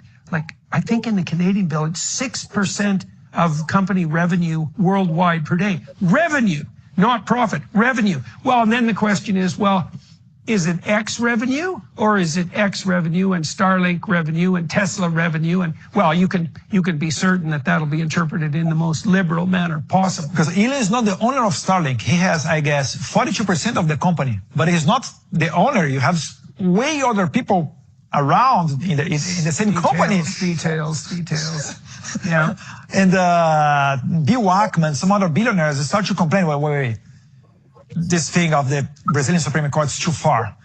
You know, it's too much power on only one person's hands, and it can be very dangerous because we know how dictatorship starts. And when they start, usually they have support of part of the people, but on the next day, the supporters will be the target of the dictator. Yeah, that's for sure. Know? In all the dictatorships, it happens. Yeah. And this is one of the things that are happening in this dispute with Twitter, and that's also why the U.S. Congress, they are giving their attention to Brazil. And nowadays, we have a bill from the Representative Maria Elvira Salazar from Florida. It was approved in the committees of the House and is ready to be voted from the House. We only need that the chairman, Mike Johnson, to put that to be voted. And this bill says that if any foreign authority do not respect the First Amendment of an American citizen outside of U.S., they will lose their visa to come to U.S. The country? Yeah. For example, if a Brazilian authority do not respect the free speech of Elon Musk or any other American, he is not able to come into and enter the United States. He will lose his visa. So this bill, we hope that is going to be approved in the House, because after that, I'm sure that the U.S. administration, even more with Trump, I'm always supporting Trump, that can be applied, fully applied. Right. It's a way to avoid this kind of authority because they have too much power. They are doing whatever they want, even with American companies. And come on, Twitter is following all of the American and U.S. law. Why? The Brazilian Supreme Court is banning Twitter outside of Brazil. So it's a way to force people to respect the law. If the Brazilian authorities, if they were respecting the law. Well, the war is really going to be, so Americans arguably have the most potent protection for free speech rights in the world. I think that's a reasonable thing to say. I mean, countries like Britain, European countries, there's a tradition of free speech, but our free speech protections in Canada are very weak by comparison, very weak, and that's certainly been demonstrated in recent years. We have a Charter of Rights, but it's got so many loopholes in it that, and administratively and technically, that, I mean, should I say it's not worth the paper it's written on? I'd probably say that. In any case, that's not the case in the U.S. because the right to free speech is extremely well protected, and so what we're going to see really is like a war in cyberspace between the principles of American law fundamentally and the principles that govern the rest of the world, because the American social media companies dominate and they run, especially X, on the principle of free speech. And so that's another reason why the situation in Brazil and in the European Union is so incredibly important. Now, this Supreme Court official, how does he derive his power? How long is he in office? Like, where does he get his legitimacy and his authority? And how is he regarded by Brazilians? When they are appointed for the Supreme Court, the president appoints the candidate for the Supreme Court, and the Senate, after a sabbatical, approve the name of the person. So in 2017, Alexandre de Moraes took office in the Supreme Court as a justice of the Supreme Court, and he will stay there until he completes 75 years old. So by the year of 2040 something, he will retire. I see. So unless he wants to resign. Right. But who can stop him? And under what administration was he appointed? Before my father. On the one immediately before your father. And curious thing is it wasn't a radical left president. It was pretty much a center-right president, Michel Temer, who appointed him. No one would expect Alexandre de Moraes would do things like he's doing nowadays. I see. And how do you explain it? It's establishment. His mission was take Bolsonaro out of power and end with this spontaneous movement created not only by my father, because my father is the political leader of this right-wing conservative movement, but on the philosophy part, you have other key men that unfortunately last year passed away, Professor Olavo de Carvalho. I don't know if you never listened about him. He was used to live in Virginia. Several books, very smart. And he is the one who, on the philosophy side, was giving the arguments and also forming new leaders to be on key positions in Brazil to sustain this not right-wing movement, but this movement in favor of the morals, in favor of the honesty and what... Well, we could call it conservative. Yes, you can call him as a conservative. So it was Olavo de Carvalho on the philosophy side and my father on the political side, converging to the same target, if I can say that. So the willing of, as I can see, of Alexandre de Moraes is to end with this movement led by my father. Right now. So do you think that that's partly an attack on the social media structures that your family used so effectively in your movement to power? Is it a reaction by the legacy establishment against the emergence of social media dominance? Sure, yes, because if you do not have social media anymore, the monopoly of information will go back against the mainstream media. Well, and of course, all the legacy media want that. Well, yes. It's not surprising that the powers that be on the establishment side, so to speak, even for reasons of mere self-preservation, regard Musk as a threat, because he is a threat. I mean, his stated goal for X is to make it the predominant source of information in the world, right? I mean, he'd like to supplant YouTube, and if YouTube continues to muck about the way they have been, they're so full of snivelly tricks that it's just beyond belief. I mean, they shadow banned the Musk or the Rogan Trump discussion this week because they play around with the search algorithms. They did that to me. Yes. And they're so sneaky about it. For example, they blocked, so there's an autofill that people use to find new videos. And for a long time, they blocked the autofill on the name Peterson. And it took us like 6 months to figure that out because my viewership was declining. We couldn't figure out why. It's like, oh, they mucked about with the autofill. Isn't that unbelievably devious? You know, and so anyways, Musk obviously wants to make X into, well, a one-stop media platform, and he's pretty blunt and blatant in his ambitions, and it's working. I mean, X is the #1 news center in the world now, and it's just getting going because X doesn't do a great job yet of video sharing and that sort of thing. It's not got everything YouTube has yet, but if I had to bet on a company, and it was Google versus Musk, I'd bet on Musk, like, no, hands down. Definitely, because Google's tangled themselves up in this corporate idiocracy, and it's been that way for about 8 years. So, but you see, you are right. Sorry, Professor. No. You are right. But shadow ban would not be a problem if you have other companies on social media, alternative companies. The problem is in Brazil, Rumble is not in Brazil. See, they left Brazil after. Do not accomplish some of the orders of Alexandre de Moraes. They said, I'm out. Oh, yeah. I cannot survive in a country where they do not have free speech, because free speech is a value that we care here in Rumble. So they left the country, just like X left a little bit after Rumble. And YouTube is the way that you were talking. Shadow ban, doing this, doing that, reducing the voice of the conservatives. And sometimes you watch a Trump video and then the suggested of the next video is a video of Hillary Clinton talking some things. Yeah. And, but if you have the freedom to have a new social media, it will be okay. Then I have to talk again. Remember when Trump was kicked out from Twitter in January of 2021? I don't know if it happened here also happened in North America, but in Brazil, people start to run to two other platforms, Parler and Getter. Getter, the CEO of Getter is Mr. Jason Miller, who is together with Trump taking care of the market of his campaign, helping Trump in his campaign. Jason Miller in 2021 went to Brazil to do a speech in the CPAC Brazil. I do organize the CPAC in Brazil. It's the largest gathering of the conservatives all around the world. We have the Brazilian version. Right. After doing his speech, he went back to the airport. And guess what? Alexandre de Moraes ordered the federal police to go there and detain Jason Miller.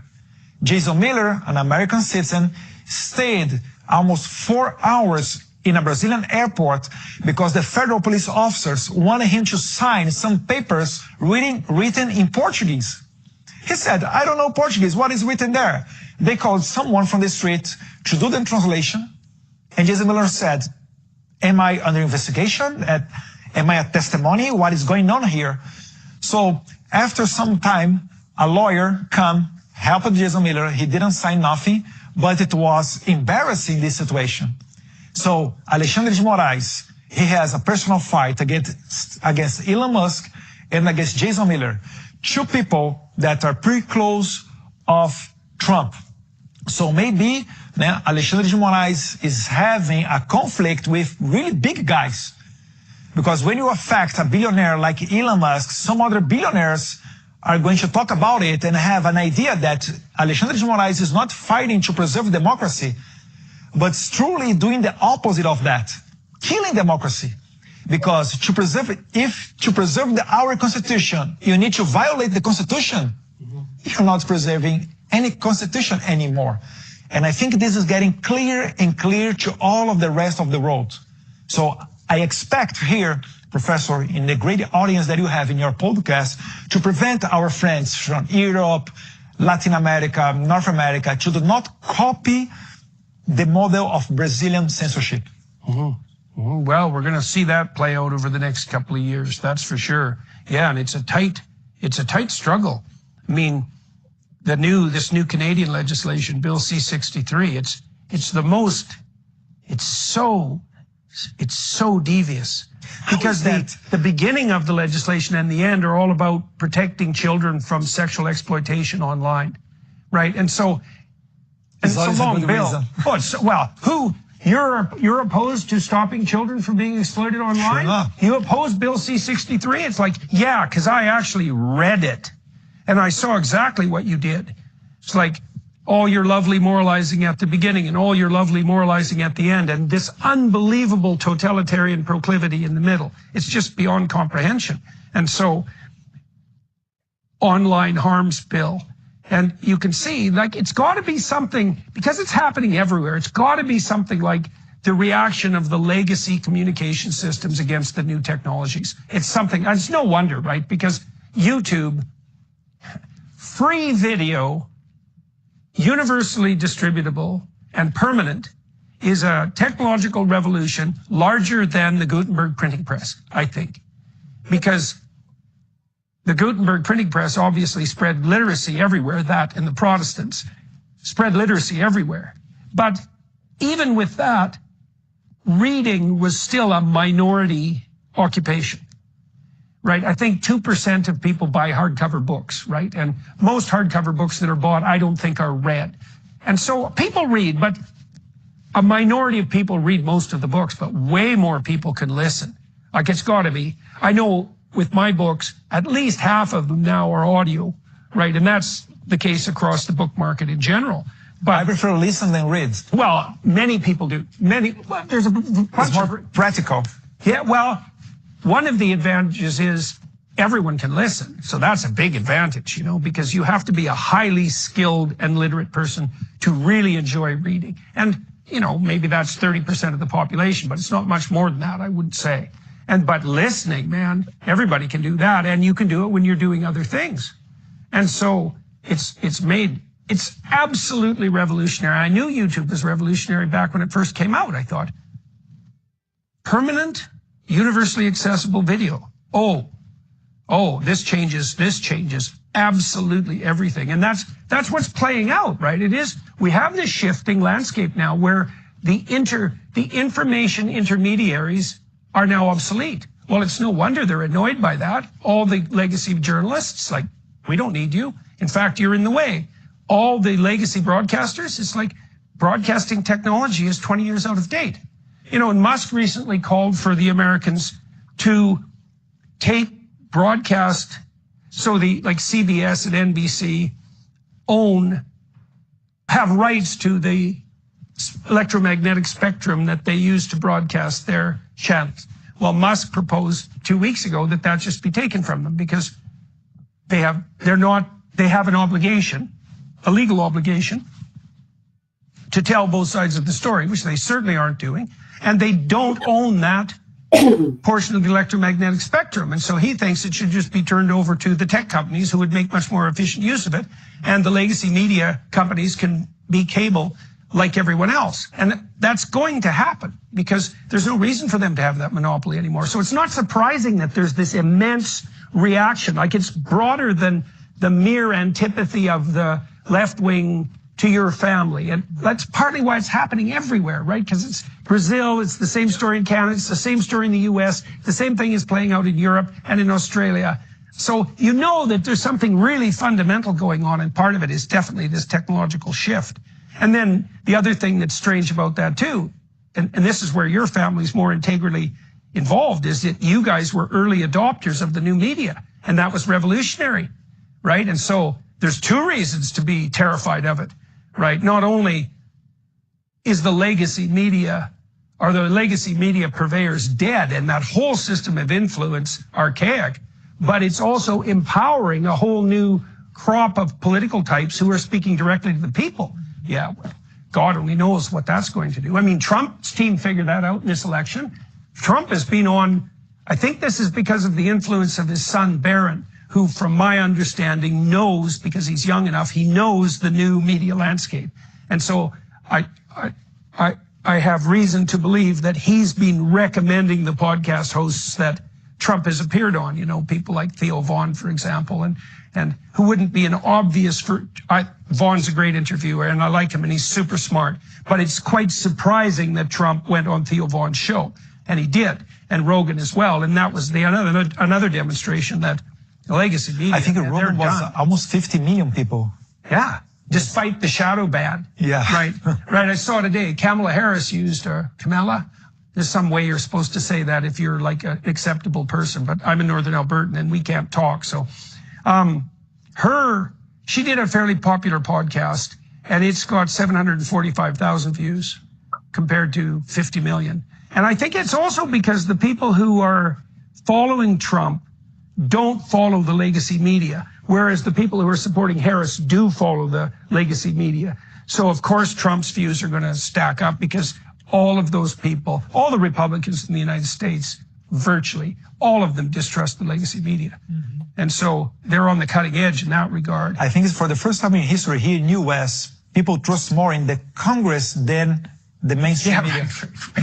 And you know things are bad when that happens. I don't know the source. I have a friend, he's a journalist here, and he told me, I do not remember the source, but he said, this is fantastic. Yeah.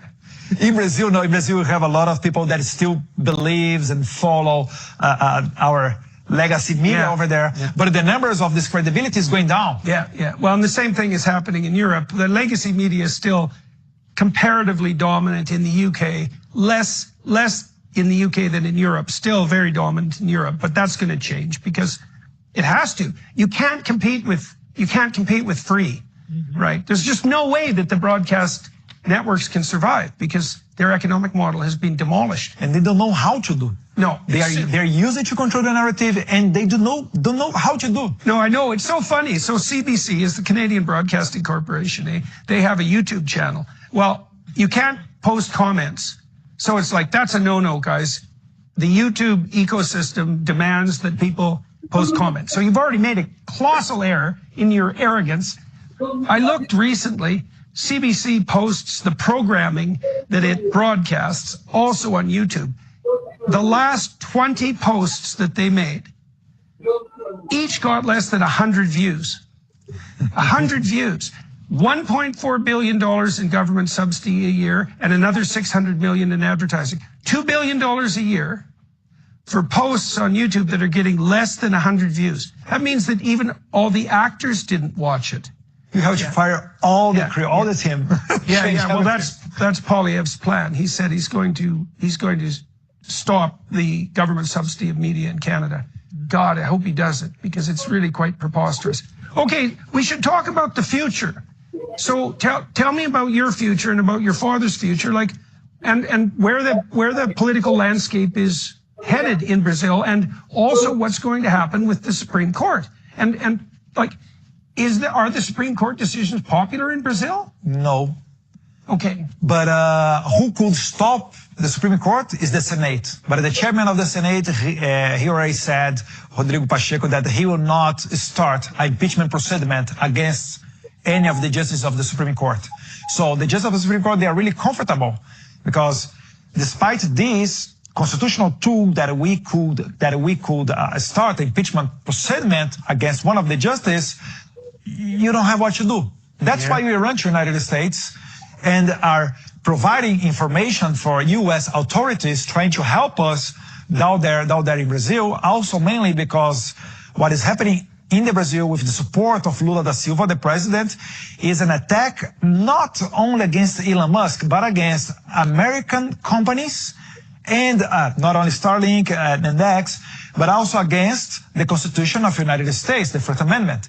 And thanks God we are having a good interaction, a good relationship, not only with Jim Jordan, with Maria Elvira Salazar, Chris Smith, Richard McCormick, and some other players, Mike Lee, Marco Rubio, Rick Scott. And for the first time in history, I think we are very well connected with the American politicians. How'd that happen? I have to tell you that I come here very often to the United States, opening these doors. Yeah. It's not only because of me. Yeah. Okay, you have more people involved, but I hard work in that. I do not care. Get a plane, fly economy class, come here to have one meeting and come back to Brazil. I did that several times, and that's how we know one and another. And now they're very polite, very smart. They know the situation of Brazil, and they are taking some actions here. We had a hearing in the U.S. Congress in the Human Rights Committee with Chris Smith, inviting the owner of Rumble, Mr. Pavlovsky, with Paulo Figueiredo, to debate the censorship in Brazil, trying to prevent U.S. and trying to help Brazilians that are victims of the censorship. So in the future, I think we can do much more pressure coming from the international community, not only U.S., because I also talked about how great is the president of Argentina, Javier Milei, and who is a libertarian. And we can help Brazil in this way, because with the globalization, everybody's connected. Yes. You know, it's not only about Brazil. So, well, as you can tell, because the political issues are the same regardless of the country. Right. Yes. The same thing is happening everywhere, and it is certainly in no small part because we're so hyper-connected. And that also means that warfare is going to change dramatically. And what's happening in Brazil, this dispute between the Supreme Court official and Musk, that is a reflection of a new kind of information warfare, right? And it's definitely the First Amendment versus everything else in a very deep way, right? Okay, so you fostered relationships in the U.S. And so that's so interesting, because the case that you're making is that you can understand why the Senate in Brazil would be loath to begin impeachment proceedings against a Supreme Court justice, because when one branch of the government starts to go to war against another branch, there's real trouble there. So I can imagine why they're stepping carefully. I'm not justifying it. I just would say that is something that you want to do very, very carefully.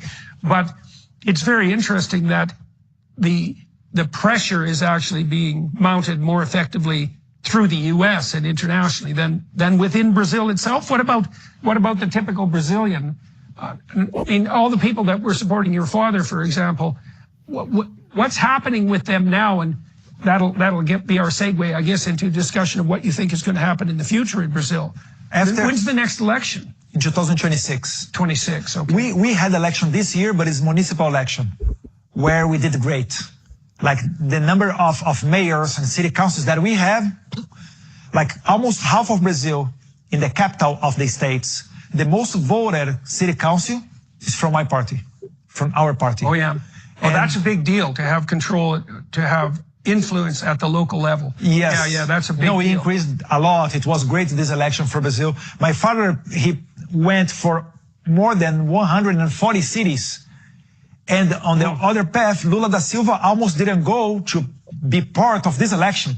He was in Mexico, he was traveling and not really campaign for people from his party. And even the mayors, the candidate of the Labour Party, some of them, they didn't want Lula da Silva at the same stage of them, which means that his credibility is going low, going down. Right. So it was great to us. We will have elections in 2026. Nowadays, my father cannot run because the electoral court, with Mr. Alexandre de Moraes on the head, decided that he had a meeting with ambassadors when he was president, and he criticized the electoral process of Brazil. This was anti-democratic, so they said that my father is convicted 8 years without, cannot run, with no political rights. Really? So for 8 years, my father cannot run. How can we have the expectation in the 2026 he can go back and run again? Because this electoral court is made by 7 judges, 3 coming from the Supreme Court. And as I told you, Alexandre de Moraes was on the head. In 2026, Alexandre de Moraes, he will not be in the electoral court anymore. Who will be the chairman of the next election? It will be Cássio Nunes, who is a justice from the Supreme Court appointed by my father. And the vice chair of the electoral court in 2026 will be André Mendonça, who is other justice of the Supreme Court appointed by my father. So we have an expectation, not that they are going to work in favor of my father, but you will have a way more balanced court to analyze and judge everything, and they can have the opportunity to really work for more transparency and more integrity election.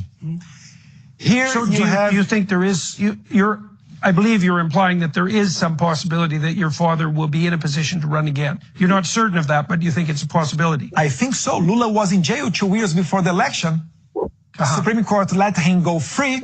So Lula, they annulled all of his conviction. He was convicted for laundering money and corruption. They said, oh, no, Lula would never be sued in the city of Curitiba. He would be sued in São Paulo or Brasilia. That's why they cancel all the convictions, the condemnation that he had. So he got it back again. Now he's clean again, and that's how he was able to run on 2022.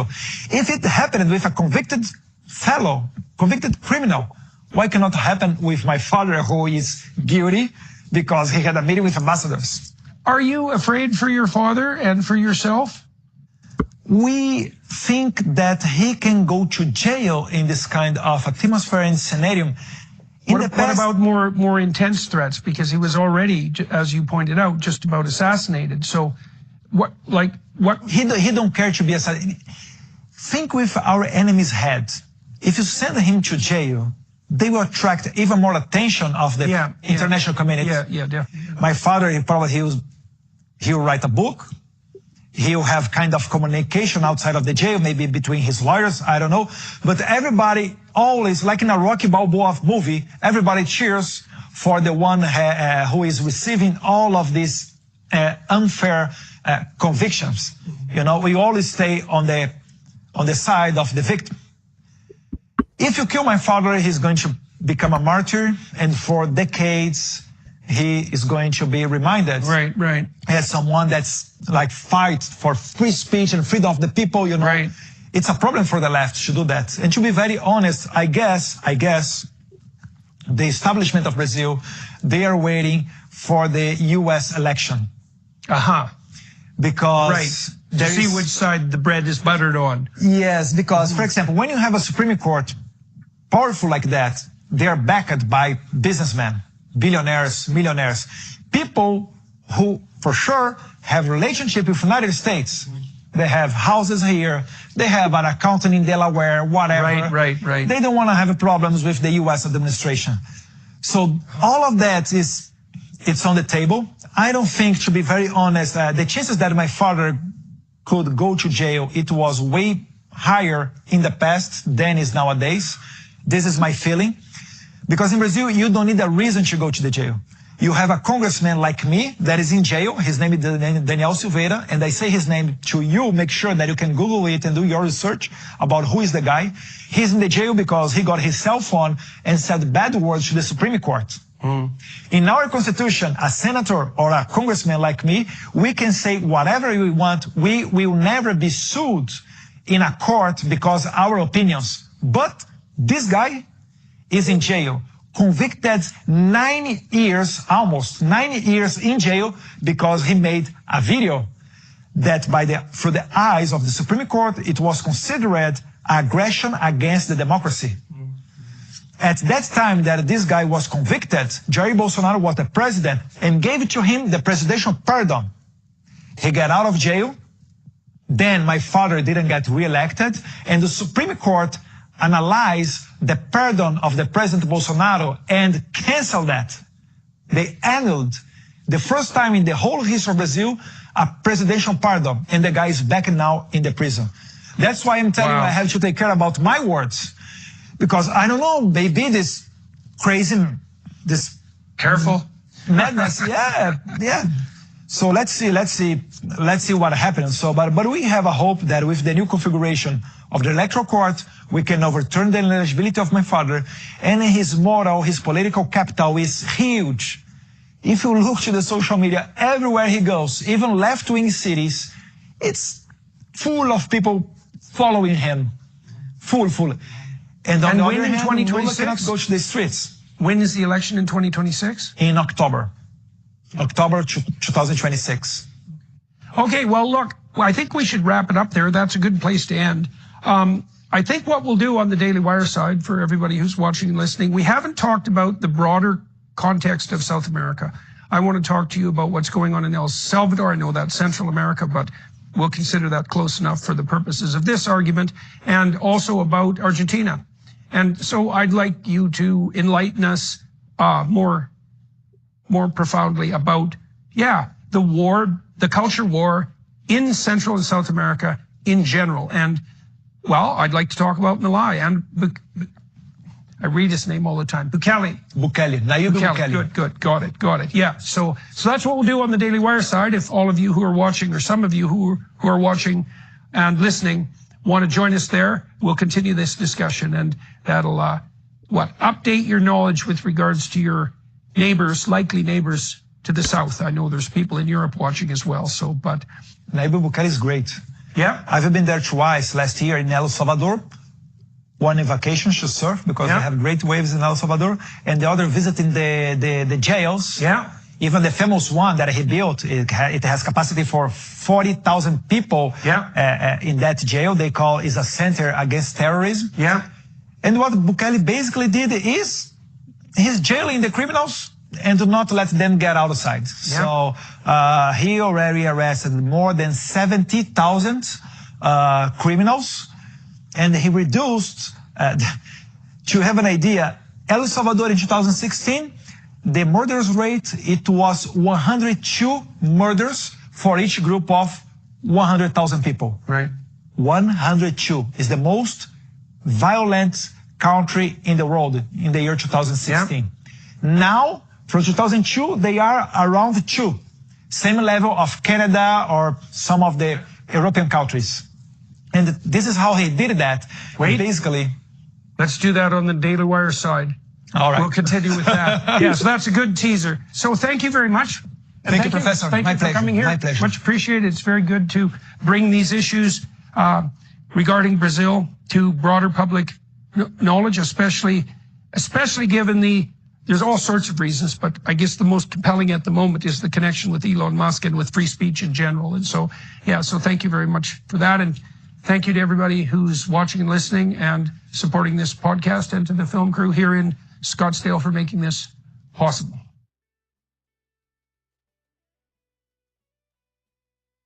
Deixa eu mudar aqui para mais forte. Quando o Cícero entrou no meio, ele abriu aqui a janela do lado não podia abrir para ele falar, porque, afinal de contas, eu não ia interromper a live, mas foi bom. Que coisas que eu não tinha assistido até o final, que eu assisti agora, com essa comparação da mídia tradicional com a mídia digital. Perfeito, acho que dá um estudo para muita gente parar e pensar e refletir. Mas não se esqueçam, dia 16/3, domingo, todo mundo nas ruas, todo mundo na capital do seu estado, e procurem para assinar lá a contagem pública dos votos. É muito importante isso. E se você não puder assinar na hora qualquer coisa, pega o telefone da pessoa, combina e assina e entrega. Essas assinaturas são presenciais e a gente tem que chegar a um bom número lá para conseguir ainda nesse semestre a votação. Como eu já expliquei, o projeto já foi aprovado na CCJ, falta ir a plenário. Depois que for a plenário, a gente fica em paz, fica tranquilo. Mas, entendeu? Aí, mas eu quero para vetar. Vetar se derruba o veto. Se aprovou, se derruba o veto. Então vamos em frente. Tá bom, eu vou encerrar agora. Esse é o programa que eu reservei para vocês. Sabe tudo que eu tinha para mostrar? Eu vou mostrar amanhã, domingo. Domingo eu vou ver se eu faço detalhe também para ficar tudo uma boa. Tá bom? Eu quero agradecer aqui de coração o pessoal do Facebook. Emoticons à vontade. Muito like. Nós batemos recorde de like hoje no Facebook. Muita gente gostou disso aí. É realmente para aprender. É uma entrevista para aprender. E quem não puder ver tudo de uma vez, vê aos pouquinhos. Tá, eu vou distribuir isso para 160 grupos depois no Facebook. É uma entrevista para você aprender. É uma entrevista para você ver. Gente, eu quero agradecer a Deus. Obrigado, senhor. Live tranquila, foi quase 2 horas. Puxa, bacana, não deu um bug, não deu nada. Muito obrigado, senhor. Tá, abençoa quem viu essa live hoje. Abençoa quem vai ver amanhã, depois da manhã. Quem vai ver aos pouquinhos. Abençoa todo mundo, senhor. Obrigado. A direita está precisando. Vamos lá. Eu vou botar o vídeo de encerramento da live, e depois, entre o vídeo de encerramento e o vídeo de regressão, eu dou tchau para vocês. Tá? Então vamos lá. Cadê? O mouse está aqui. Vamos lá.